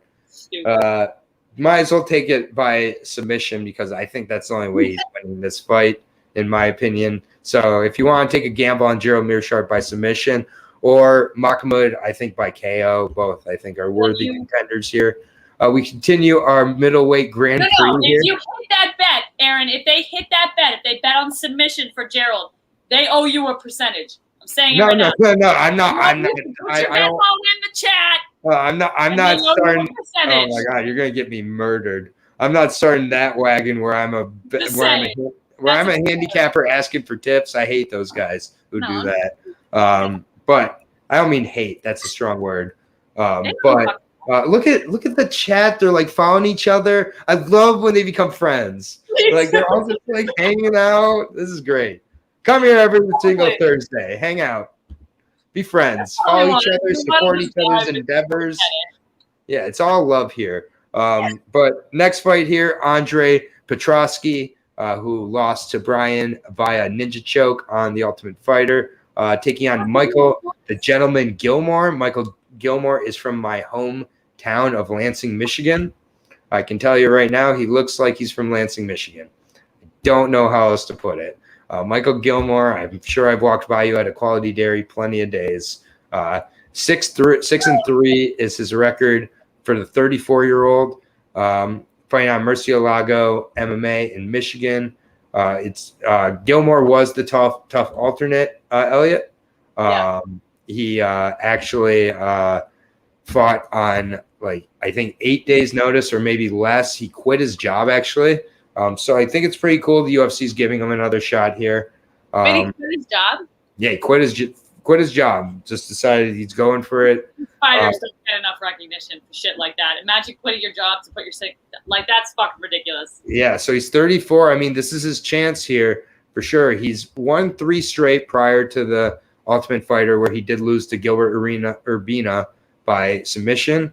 But he's won 3 straight prior to that. And he is coming into this fight with Andre Petrosky, where, based on what I've been able to see, Michael Gilmore is very much kind of a karate stand-up point fighter. And, it's just like I think that he gets taken down a lot, unfortunately. And if this isn't right on the feet, I think Michael Gilmore is going to be planted to the ground from Petrosky and probably either submitted or ground and pound in this one. I'm rooting for the kid, but Andre Petrosky looked very good against Bryan before getting finished, frankly. He did look to have some pretty legitimate cage control, cage pressure. He was the first pick on The Ultimate Fighter, taking on an alternate here. 5-1 for Petrosky here. Taking on a so-so level of opponents, but I don't think Michael Gilmore is out of the realm for him. So I think Andre Petrosky gets some sort of a finish. But the odds are going to be ridiculous on this. I'd love to see Michael win because I'm not going to be messing with this one too much, but I got to take Andre. Damn it. It does not make me feel good, Aaron. What are the odds on this one before I say my picks? Since I'm Oh, a you're not. now. Yeah, exactly. I've been waiting for you to ask that question for so long. Brandon, I love Star Strokes too. Dude, you missed it. Earlier I said that's my favorite submission. I'm sorry for yelling, but that's my favorite submission. No, you don't have to be sorry for that. Yeah, you did say that. And he wasn't here to hear it, so he's not even pandering. He's just saying it. That's great. He's just saying, Brandon, you and I. Me and you. Right, exactly. You know what? I just feel like I'm being replaced now. I feel like everybody's just replaced. We're just Aaron is irreplaceable to everybody, just so you know. Oh, but what are the odds? That is not true. Wait. The odds are minus 590 for Andre Petrosky. A plus 410 underdog in Michael Gilmore. Your thoughts, dear? I feel so embarrassed for what I wrote down on my clipboard here. The clipboard don't God damn it! Bet the underdog. No. Don't listen to her here. Pass. Pass on the flight. Don't do it. I might change things up here. Like, it was weird because I picked Gilmore and I'm an LFA. I'm very LFA heavy. I don't care what your odds are. If you fought an LFA, I'm probably gonna roll with you. Okay. But and I love Southpaw too. Like when I was 15, I swear to God, I almost got Southpaw tattooed on my arm. That's how much I love that stance. Oh my God. I know. Imagine if I really did it. But, I am currently. I didn't. That would be amazing. It's hard not to root for someone called the Gentleman who's like fighting out a Warrior Extreme. I don't know. I can't change what's on the clipboard now, but you're really making me question that. So I have Gilmore written down, but can I have like 30 seconds? Give me a second. Damn it. I'll give you 10 seconds. All right, 10 seconds. I don't know. We got a wrestler going up against. All right. Ooh, you know what? Fuck it. Everybody who's watching knows I'm not a bettor, so I'm rolling with Gilmore, and I'm going to circle it so that I know that it was a bad decision. I'm going to write bad decision. You know, on the opposing side, if he wins, I look like a fucking genius. So we might have. So you're saying we might have an Almeida O'Malley situation here. You know, you have to bring up Almeida. I won't apologize. The pool boy. For the ones that everybody else counts out, regardless if they get their ass beat or not. I'm happy I stood up. This is an epic comment here from Fuji. I can't change the clipboard. He's right. He's right. And, you know, just a heads up, everybody, if this breakdown gets a little bit loose from here on out as we get into the Ultimate Fighter, I apologize. If you need a more serious breakdown show, go to the echo chambers on YouTube and you'll get but the information will be there. The timestamps will be there, but we are going to have a great breakdown show here. So no, I'm offended. Are you saying this isn't serious? Absolutely not. You know that one time? I'm saying that there's going to be more non sequiturs tonight than most times where we go off on our. You know what? I'll keep quiet and I'll keep my shenanigans on the nil. Don't worry about that. What are you talking about? Anyways, Michael Gilmore for clipboard queen herself, Bunny. Moving on to the next fight here. We're out of the middleweight. I feel sweaty all of a sudden. Well, you shouldn't have brought up the Almeida fight. Nobody else here remembered that fight, and you had to bring it up. I'm sorry. So embarrassed. I thought it was one of my favorite fights to watch with you. I want to talk about it. That was a fun fight to watch. I picked it and I'm happy with it. You're right. We'll move on to the next fight if that's okay with you. Kevin Lee taking on Daniel Rodriguez at 170. This is an awesome fight. I am super pumped for this one. This is an incredible fight. Daniel, we got two more before Bryan, right? Yep. We got Kevin Lee fighting originally from Grand Rapids, Michigan. I remember watching him on the regional scene back in the day.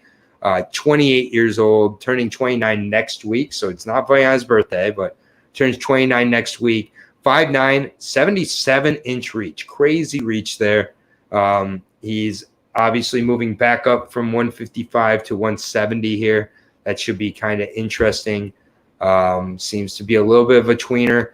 He is not fighting out TriStar anymore. He's actually using TriStar, but he's been using Zoom classes. He's actually been training out of Elite XC, also known as Extreme Couture gym. He has definitely been getting good work in over there. That is a great gym to be training out of for sure. And Daniel D-Rod Rodriguez, 34 years old now, fighting on 10th Planet Jiu-Jitsu as well as Tap Out. LA actually has moved out to Syndicate for his last few camps. So Syndicate versus Extreme Couture, really good camps here going up against each other. Daniel Rodriguez, 15-2, good record here. 6'1", 74-inch reach, so a 3-inch reach disadvantage actually for the natural welterweight here. Had a short notice fight against Preston Parsons, put him away after really showing off good takedown defense, and then just really did what he was supposed to against Preston Parson. Had a good decision win against Mike Perry. Nicholas Dalby was a very close fight. I had it for Daniel Rodriguez, however, but he did have a few takedowns in the fight, allowed the grappling to play a little bit too much of a role here. And that's kind of my worry here. Kevin Lee, one of the best grapplers and wrestlers at welterweight or at light weight, in my opinion. I'm a huge Kevin Lee fan as well. 18-6. I've been watching this guy for a long time in a lot of different organizations before the UFC. He's coming off a guillotine. Light heavyweight champ. What's that? He's been beaten by Charles Olives, which is like a huge. Yeah, Charlie Olives. Loss, yeah, that's still an accolade in my book. If you lose to someone like Charlie Oliveira. 100%, and it was in the third round, so it was a very, it was a really good back and forth fight. But that was 15 months ago. He actually he tore his ACL and MCL, had to get his knee totally redone. Had a little bit of an injury prior to the Sean Brady fight, and then Sean Brady had an injury. So I'm just, I'm wondering about the wear and tear on Kevin Lee from the wrestling and from MMA, even at his young age of 29. This is a tough one to call. If it's on the feet exclusively, I got trouble picking Kevin Lee in this fight, though. Even though he does have a slight reach advantage, I think that there's a huge stand-up advantage to Daniel Rodriguez here. And Daniel Rodriguez has very good takedown defense as well. So I'm actually going to edge on Daniel Rodriguez here. Yeah! I think that it's a very, very close fight for sure.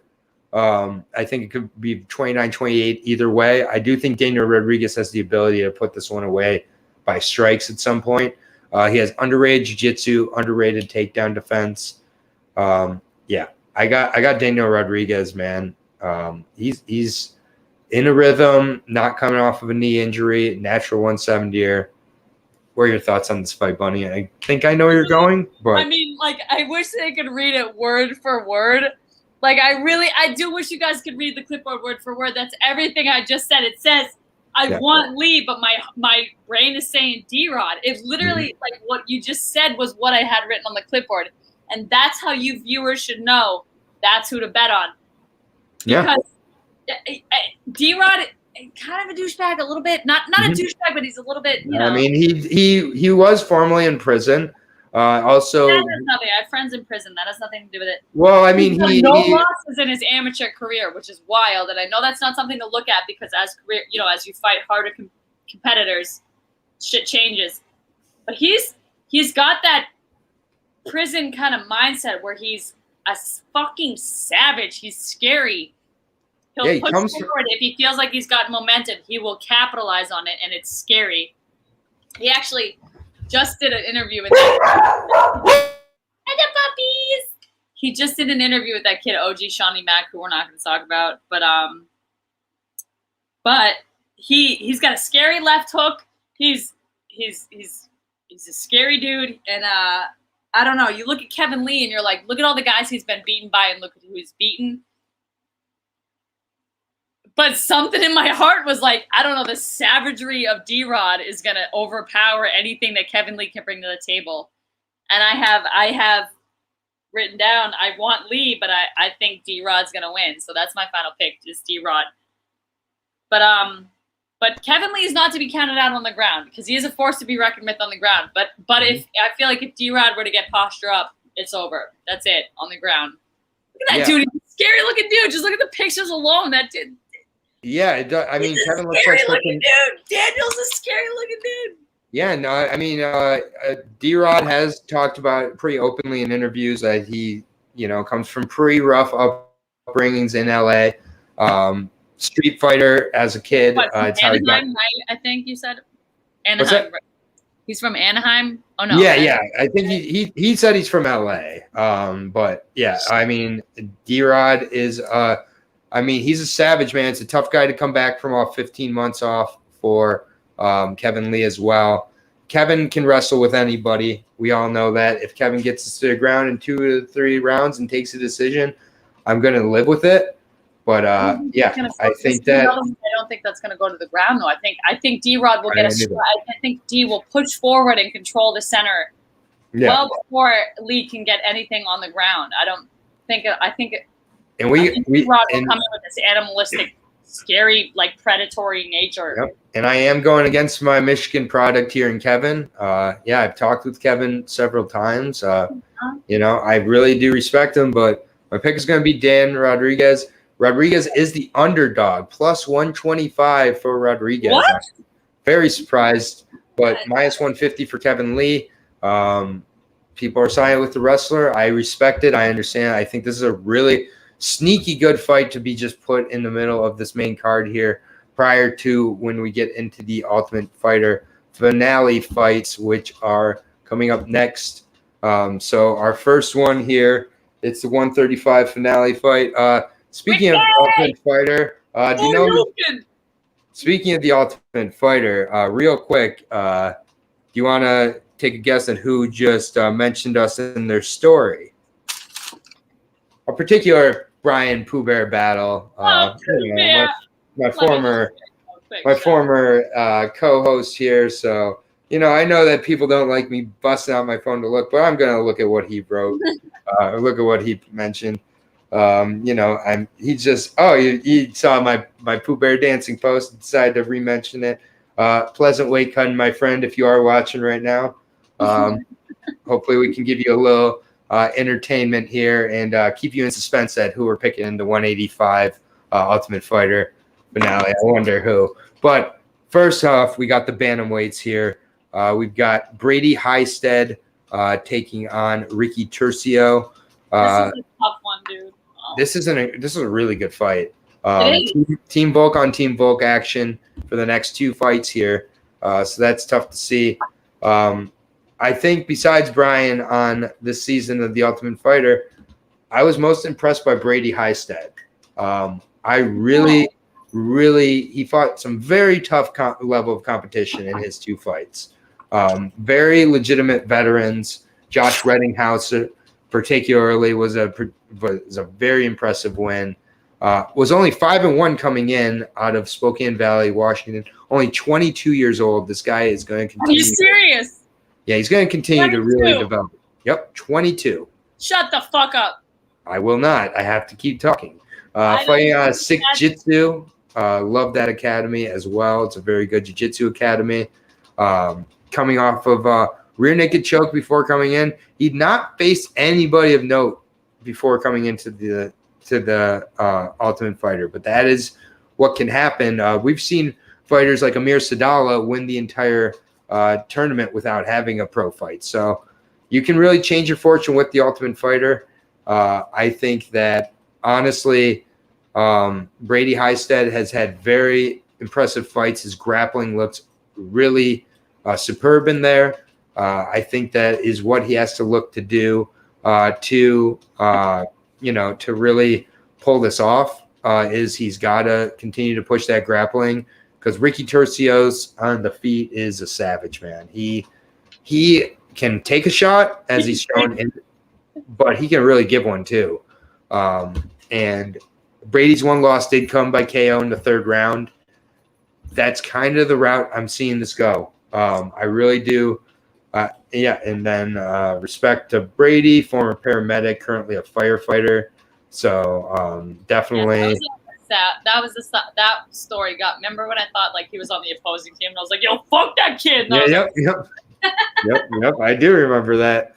You'll also get that, but you'll get it, Aaron. Yeah, I do get it, and yeah, Brady definitely really was impressive over Vince on the show. Yeah, and then I just think we'll be able to.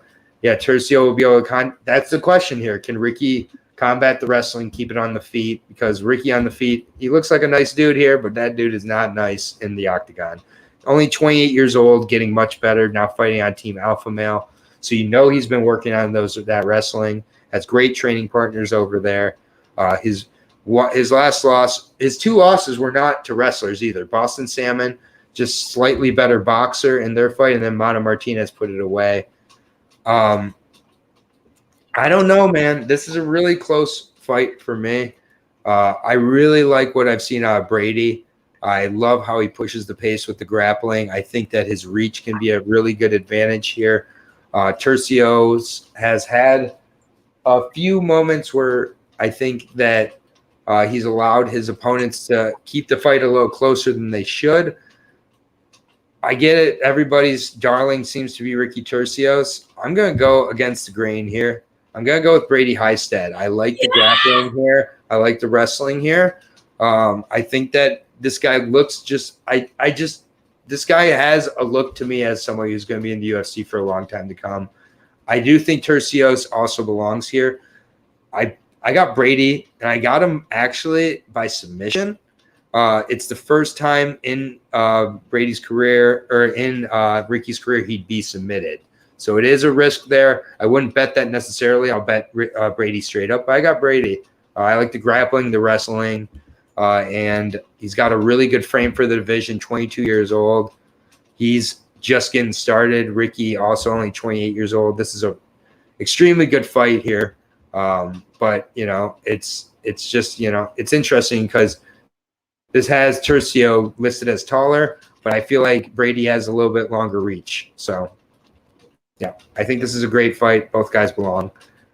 What are your thoughts? I try to keep my poker face, but I try really hard. I also had trouble going against Ricky on this one because he has so much heart, dude.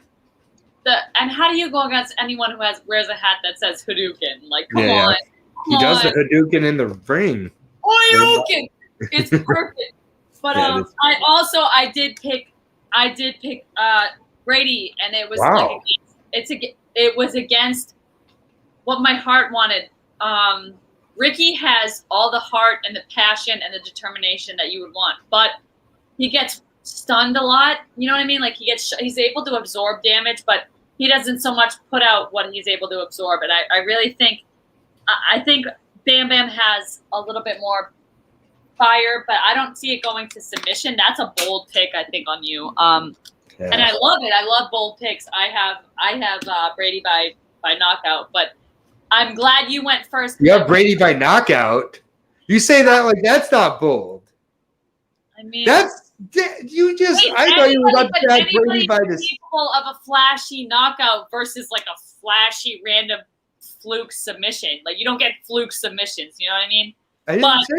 But people get fluke knockouts all the fucking time. So it is possible.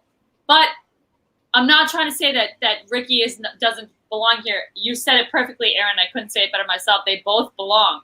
Yes. They really do. Ricky can get stunned 6 or 7 times in a row and act like nothing. And that's a beautiful thing.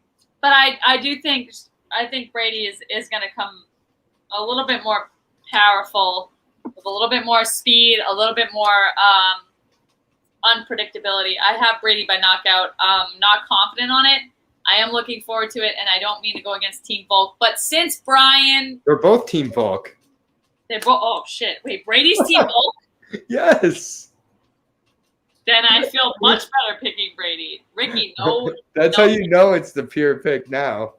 Bryan was my main focus on all things. I know. All I ever waited for on that show, in all honesty, was for Bryan's laugh. I think we all were. Everybody fucking loves Bryan. Yeah, you're right. But we got with Brady on this one. Not that we've been agreeing a lot tonight. I'm a little bit concerned, but at the same point, I mean, when we read the fights, we make our picks on our own. And Brady is the underdog here. He's 22. That's fucking. I don't need to know their ages anymore. I'm done with the ages. Plus 135 underdog for Mr. Brady. High stat minus 155 for Ricky. They're expecting this to be a very close fight. So very even, right? From what I'm gathering. Yep, that's nearly pick 'em odds would be minus 115 each way. So this is minus one. He's a slight favorite. Is Ricky? So my question to you is: Ricky the favorite because I've watched them both fight.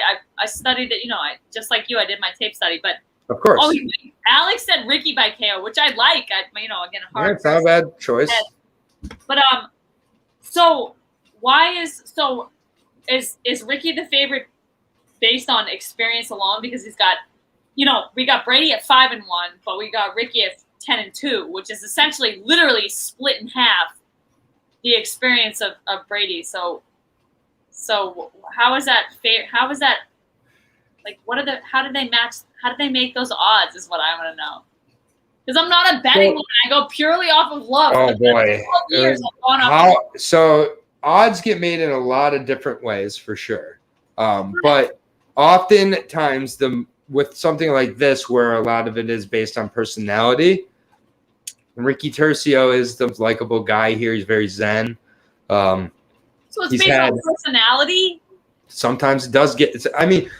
Here's the thing: is it's different with each fight. It really is. That's stupid because I love Ricky more than I love Brady, but I'm still picking Brady. Right. So that shit out. We'll save that. We'll post that for our. We'll save that for our post-production talk because I'll definitely have more to say about the odds there.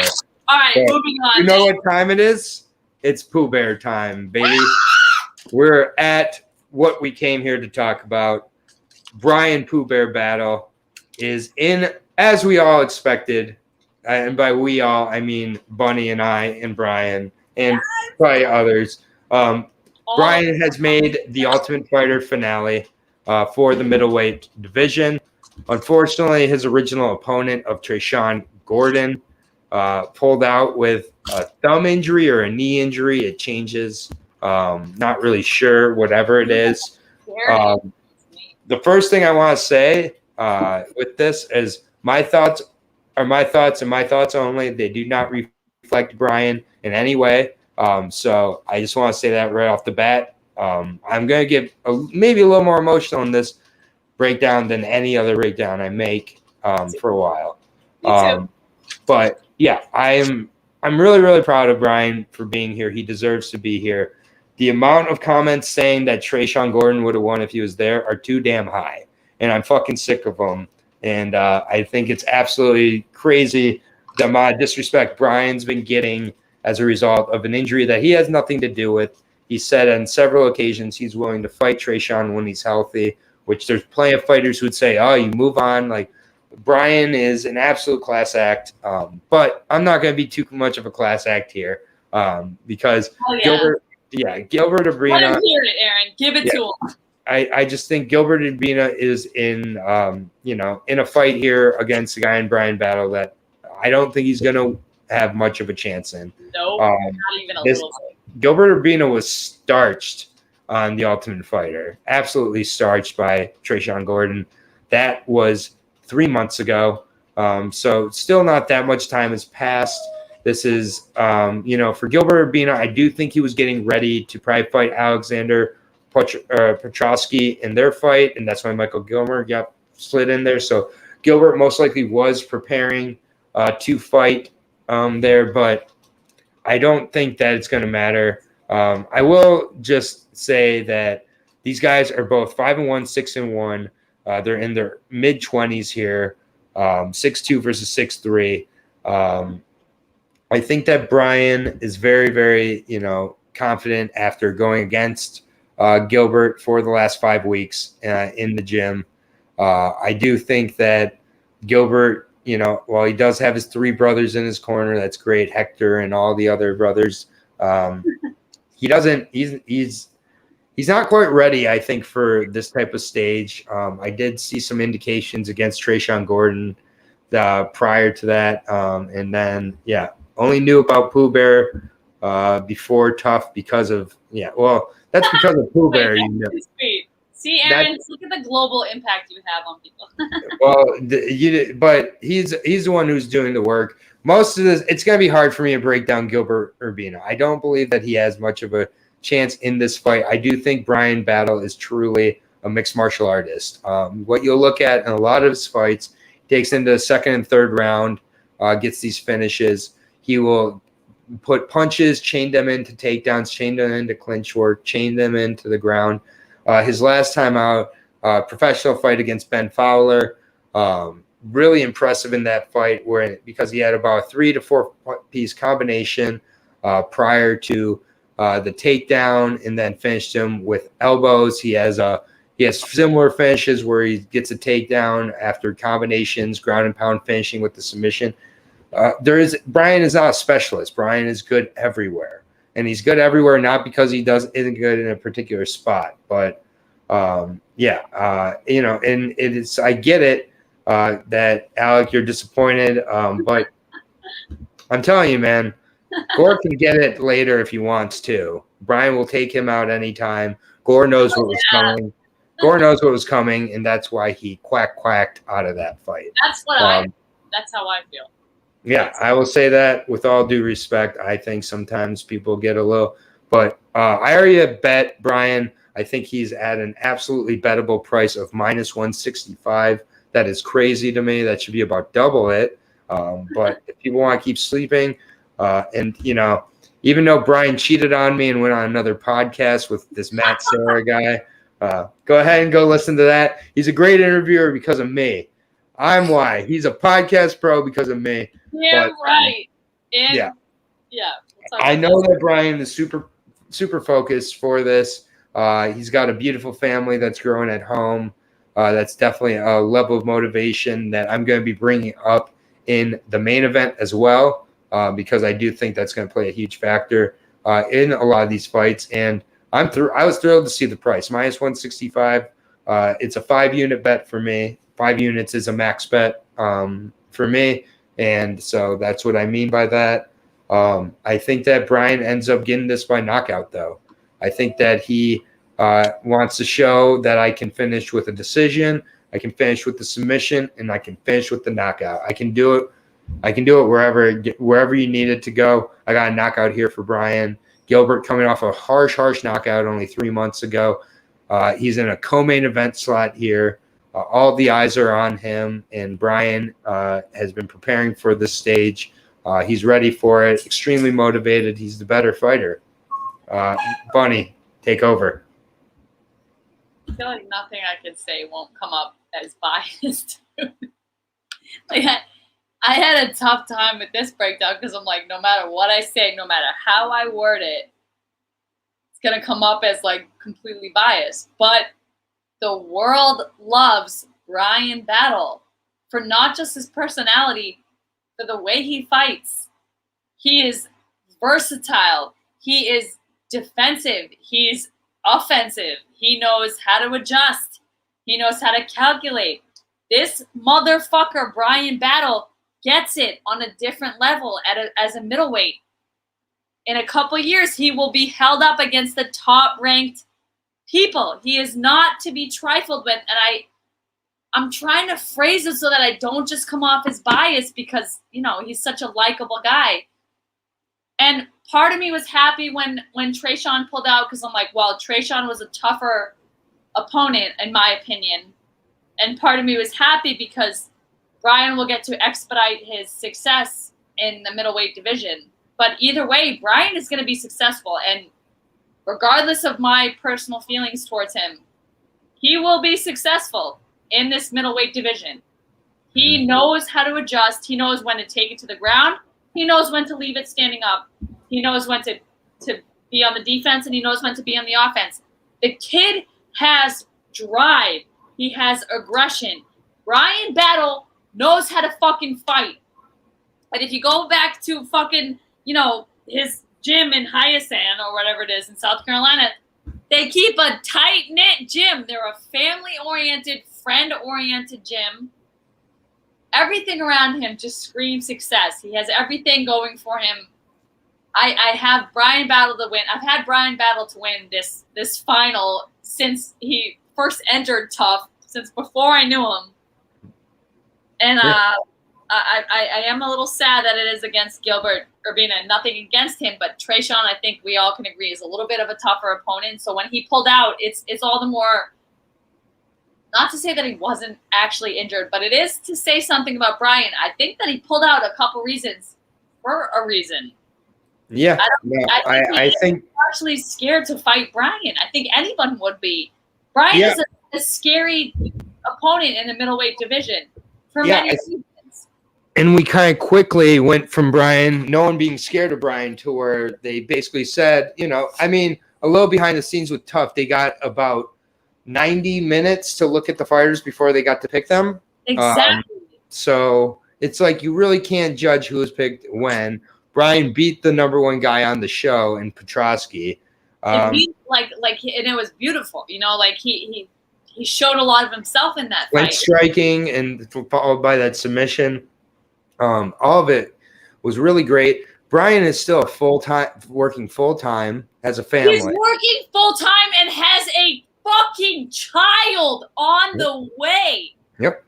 So when I hear excuses and stuff, like I can't personally make excuses, but when I hear other people make excuses, you look at someone like Bryan Battle, who's working full time and doing. I mean, he's been so generous with our time with you and just responding to me and some of my friends email me and are like, "Yo, can I chat with Bryan?" I'm like, "I don't know, reach out to him, let him know," and he'll answer them. Bryan is very generous. With his time, with his training, with his fatherhood, with his husbandry. Like that motherfucker gives 110% in every department that he's in, and still does not fall short. He's someone to be admired with my bias aside. And if you're not rooting for Bryan with absolutely no hatred against fucking someone like Gilbert, because Gilbert, he's tough, but Trayshawn, I think, would argue would be a little bit of a tougher. And I mean, no disrespect. I hope you understand that. Never any disrespect. There's never any disrespect on this channel. At times, we may get a little more passionate on one side or another, but there's no disrespect here. And I think for Bryan, it's a little bit similar to when Mike Trezano won his season of The Ultimate Fighter. He had to go face Luis Pena before everybody would shut up about it and finally just move on. Unbelievable. It's it's just there was some stuff with the Petrosky fight. Yeah, Alec, I get it, but I think that was just there was a head clash at some point in that fight, and things get heated. But Bryan did not intentionally. Podcast, maybe.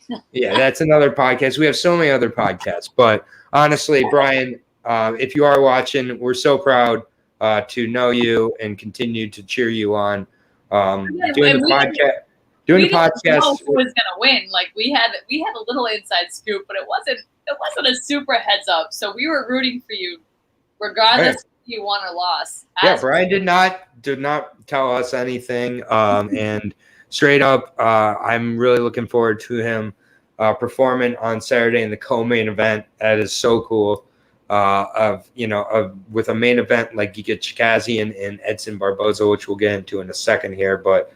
Bryan, I really hope that your weight cut and everything's going well. If you are watching, we love you here. And then there's the gun show himself. There he is, arriving. Tosh! What's up, Tosh? Only for the bunny do they come out. The bunny gunnies. Tosh is here when I'm only in the comments. Tosh shows up for LFA, PFL, Bellator 1. It doesn't matter what FC you're covering, Aaron. I know. Shows the fuck up. Trust me, I have a active list in my head of those who show up. Sometimes he shits on Brandon, and he's like, "Yo, I'm Team Aaron." Yeah, and then Brandon still loves them in the comments. I love when they start. Look at them bonding in the comments. Just friends. I love them so much. I love you all. You all are the best. Oh my god. It is. As are you. As are you. This is the best community ever. I mean, I'm very happy with what's been able to get started here for sure, and we're not going anywhere. Bunny, thank you again for being on the show tonight. You've been absolutely busy, as always, and to make the time, in all honesty, and put in the work, we appreciate it very much here. Sure, I know I appreciate it. And the clipboard is the star of the show, of course. Our third co-host. But next fight is the main event of the night. Thank you, Taj. I appreciate it. We're having a great time. You are absolutely part of Team Aaron. You all are part of Team Aaron. You're all one with me. Yeah. Brian will be back on the breakdown show eventually once he kind of gets life back to normal. And will continue to serve the Holy Trinity at least for pay-per-views. Wait. Did you just reference Rush on stream? The Holy Trinity, you said? No, I did. Of course. I saw them live in 2012. They were amazing. Yeah. I did know that. That's another stream. My bad. That's for the Rush podcast, which is immediately following this. So tune in to Aaron the Rush guy, where I just do air drumming to all sorts of Rush. Like I just slide down my whole house, just air drumming. But shout out to Rush, shout out to Bunny, shout out to this main event, Edson Barboza versus Giga Chikadze. Sometimes main events are really complex and difficult to break down. This one is for kind of a different reason. These guys are world class, definitely on the feet. Edson Barboza 22-9, taking on the 13-2 Georgia representative of King's MMA, Giga Chikadze out of Georgia. As I said, now fighting out of California, 6'74" reach versus the 5'11", 75" reach of the 35-year-old Edson Jr. Barboza. It's a really great fight. I will be breaking down Giga first. Giga is – sorry, go ahead. I said for obvious reasons. Yeah, the challenger. 33 years old here, 6'74" reach, the King's MMA. He is currently on an 8-fight win streak, however. Has not lost since losing on the Contender Series to Austin Springer. He looks like a different fighter, and that was only in 2018. It's pretty impressive how he's looked since then. Came into UFC, had a split win over Brandon Davis, a split win over Jamal Emmers. And the Jamal Emmers fight, particularly, I actually went back and watched. And yeah, Emmers won that fight 2-1. He did. And I'm not sure how Giga got out of that fight with a win. But Emmers got absolutely robbed. Emmers started winning the stand-up battle in the second and third round. Giga was very, very tired in that fight. And this is Giga's first 5-round fight here. He's got 2 more rounds, and he's going against an absolute savage in Barboza. I think, we look at Giga's, the level of competition Giga's beat. And we've got Brandon Davis, not so impressed, 10-7, really not impressed. Jamal Emmers, it was his UFC debut for Jamal Emmers, and Jamal Emmers won that fight. Erwin Rivera is now in jail for beating up his girlfriend and wasn't a good fighter either. Omar Morales was coming down from. You gotta have a good record if you're gonna beat up your wife. Yeah, at least. Come on, have some decency. That's not funny. I'm sorry. Move on. Hurry up. All right, cancel that. Omar Morales, moving down from 155. It was his featherweight debut, and he definitely seemed to suffer from a cut there. Hasn't looked great at this division. Jamie Simmons took the fight on 4 days' notice and is garbage and got knocked out. Cub Swanson doesn't have a right knee, and is it hurts. I get Cub Swanson had that very impressive win over Daniel Pineda, but for Giga, there's a little bit of a fool's gold here in the level of competition he's beating, and he's not always looking super impressive in it. He does have that Giga kick, The liver kick is very, very good, obviously. But he's going against a guy in Edson Barboza, who is no joke. And I know we don't pay attention a lot to pre-fight talk, but one thing that I do pay attention to is when there's disdain or dismissal of an opponent by one of the opponents. And Giga has been. Aaron, by the way, don't dismiss that. You're a legend for that. Thank you. I actually do think there's something to that with the mentality. Giga has gone into this week saying, what has Edson Barboza done in kickboxing, in pro kickboxing and pro Muay Thai compared to what I've done? And I double checked this. I actually triple checked it. It is a mixed martial arts fight that they're going to be in this weekend. It's not a pro kickboxing fight. Do you know in pro kickboxing, they do 3-minute rounds? It's a little bit easier on the gas tank. Do you know in kickboxing, they don't have to think about takedowns? Do you know in kickboxing, they don't have to think about Muay Thai clinch? Do you know in kickboxing, they don't have to think about knees and elbows? These are all things that make it a little more taxing, a little more tiring. Edson Barboza has 31 fights experience in this sport of mixed martial arts. And That's he's a damn good player.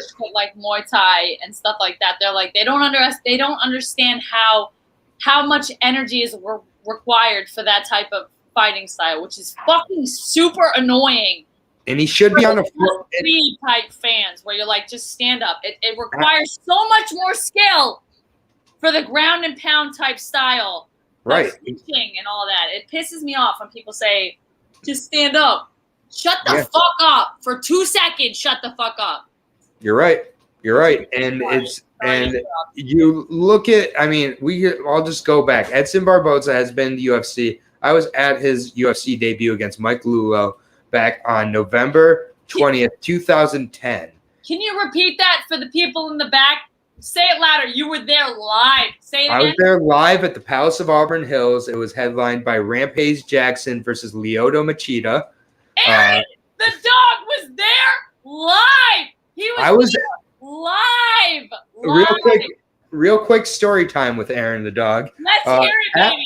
At that card, it was the last time BJ Penn won an MMA fight, and he won it in 8 seconds against Matt Hughes. He knocked out Matt Hughes in, I believe, 10 seconds. And I thought the arena was going to crumble to the ground. It went so loud. And everybody was just ready for this run of BJ Penn that was about to start at welterweight. That was in 2010. He still hasn't won since that night. That was a decade ago. Senior in high school. Like that is. I was watching you on television at that show, and I didn't know you then. I wish I knew you then, so I could have been like, "Oh, my friend Aaron's at that show." Yeah, it was a decade. It was over a decade later we would meet. Nobody was watching MMA at the time. It was literally like you and me and maybe Brandon, maybe. Yep. We showed up at the prelims, and Edson Barboza was, I believe, the third or fourth. Let me see. Actually, I believe Tapology will tell me. And we were watching the same shit, and nobody appreciated it the way that we did. UFC 123. First of all, the prelims were on Spike TV at the time. So Auburn Hills, Palace of Auburn Hills. As we see here, Matt Hughes versus BJ Penn 3, Rampage Machida at lightweight. And we look, and Edson Barboza was the third fight from the top, or bottom, I should say. He was the third prelim. This was before the Spike TV prelims. So this was the first Spike TV. This was the first Spike TV prelim. So hardly anybody was watching. Edson Barboza came into the fight at 6-0. There was hardly anybody in the arena for the prelims. And we could hear anyone knew what MMA was at the time. Like I literally was like, I must be the only one watching this shit. And you were there live. I was there with my best friends in the world, Brandon Bishop. Shout out to Brandon Bishop. Just got engaged, so congratulations. I know his wedding won't be on the night of a important MMA fight. But I don't. Yeah, that's for another podcast. Sorry. Too soon. Too real. But I'm sorry. But I could hear Edson Barboza's leg kicks we were in the nosebleeds because we were just some broke ass college students, me and Brandon. So we bought like the top seats, and we were like, and I was like, Brandon, once I get to my seat, I'm not moving. So I don't want to even be out of my main seat. I can't believe you were there. I'm so jealous. I was watching from like my 12-inch TV screen. We could just hear the snaps of these leg kicks up top, and then Mike Lulo crumbled to the ground in the third round. You can still hear it from Edson Barboza. Does that sound stick with you? Edson Barboza was 6-0 at the time I saw him. Yes, dude, Taj gets it. He was 6-0. Taj is the only other one. Oh my God! Let's not say things we don't mean here, Fight Bananas. But I appreciate that. But we're not that. We're working our way up. Working our way on up. You know. Shh. Let him think it. Shh. Just let him. Sorry. I'm so bad. I'm so bad at like when people give me the fact that we were watching the same UFC event back in 2010, like when I was in high school learning how to fucking play with the periodic table. That's amazing to me. Learning how to play with the. I saw him at 6-0. He's now 22-9. People. I saw him at 6-0. He's 22-9 now. He's got a beautiful. Know who you're picking, dude. I am so sorry for the long-winded breakdown here. I'm all over Edson Barboza in this one, baby. He's going to take this into. He's going to take this very, very methodical for the first few rounds. We're going to probably see both guys being pretty methodical and cautious in these first few rounds. Edson's going to turn up the pace here. The bunny ears are on. The bunny ears are on. And they look – I just think that Edson has such an experience level advantage here in MMA. This is so much so soon. First 5-round fight for Giga. I do not believe that body kick will be available for Giga. I think Edson's a steal. He's a plus 115 underdog. It's crazy. People are all over Giga, the flavor of the week here. Go back and watch his fight against Jamal Emmers. Go back and watch his fight against Brandon Davis. Go back and watch these fights and look a little more into what Cub Swanson type of wins mean, what a win over Jamie Simmons really means when you're getting into Edson Barboza. Not only the wins, though. I'm sorry to interrupt, but not only. No, you're fine. Go, please. You have to look at, and it sounds ridiculous, but you have to look at who he has lost to. Khabib, Gaethje, Felder, Lee, Ferguson. Those losses are unequivocally important and the two split losses he had to Dan Ige and to Paul Felder. He won both those fights, in my opinion. That is even more. He should be 3-0 as a featherweight here against Barboza in this fight. Yeah, I don't get how you could possibly, with no against to Giga, because he is this match. Honestly, and I'm sorry to interrupt once again. I'm just pissed off. This match doesn't make any sense to me because Giga is very talented, but Barboza is.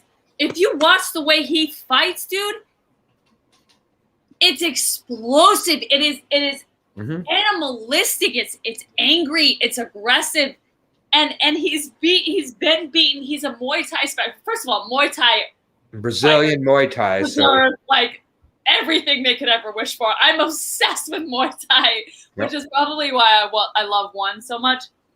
To me, the 22-9 versus the 13-2. Huge. It's like, what were you thinking?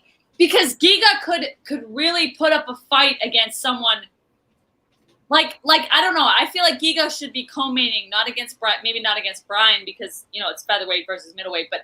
But this matchup is very odd to me because in my head, and again I'm just a bunny, but in my head, Barboza. You can't go against him in this fight. Who the fuck would pick Giga against Barboza in this fight? The odds are super close. Giga is a slight favorite at that. This is just that doesn't make any fucking sense to me. The public gets trendy. I'm telling you, the public gets trendy.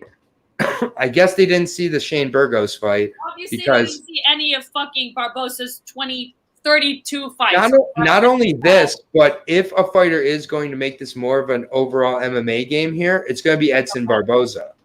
Edson Barboza has worked on his overall MMA game plan very, very well. Wait, all right. So my question to you is Giga the favorite because he's on an 8-win streak? Is that why he's the favorite? Because that doesn't.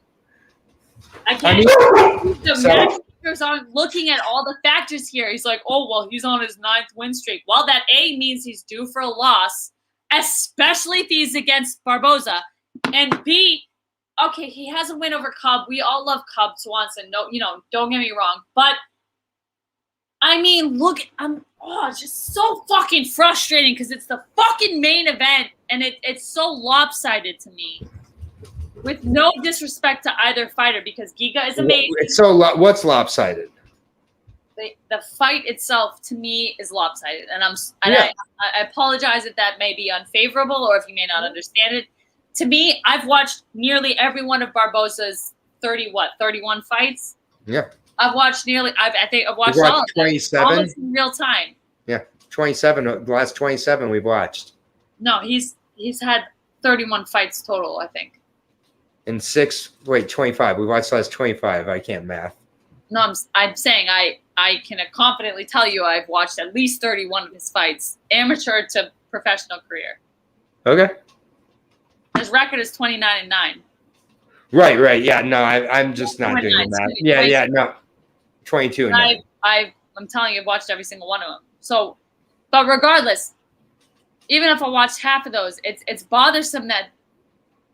And maybe I'll look like an idiot after we come back and reverse. It's like if Giga were to win, I'll look like a fucking idiot. But my point is like, I don't know, Barboza with the way he's unbelievable. He has fucking like 17 first round finishes, and I know that might have been earlier on in his career. He's getting a little bit older, whatever. No, I mean he's still getting the finishes late in his career. The power is all there. It's just bothersome. I don't understand. He's lost to the most top tier people. He's a Muay Thai Taekwondo professional. And again, no offense to Giga, but for a main event, for him to be where you have a 13-2 versus a fucking 22-9, for someone like Barboza who just like is a fucking killer. Well, I mean, Giga was a professional kickboxer for a majority of his career. Yeah, but how many fights? So what's his total amount of fights? I mean, kickboxing, they fight so much. He's probably had over nearly 100 kickboxing bouts, but that's because not true. kickboxing. Even his amateur career, that's not true. He has over 100 fights. Are you kidding me? I mean, in kickboxing, they fight a ton. Like Muay Thai, they have like over 200. Why are you shaking your head? He has over. I'm shaking my head because there's I no can way. literally pull. Do you want me to pull up his like kickboxing? Pull it up, bitch. Pull it up. Over 100 fights. This is stupid. Over 100 fights in kickboxing. Professional. Wait, are you talking about professionally? I don't know his so professionally. Here's his kickboxing record professionally. So going back to 2011, it's this many fights. So it's like 30 kickboxing fights, probably. Okay. I would say, including in like Glory Kickboxing, like one of the higher organizations. It still counts.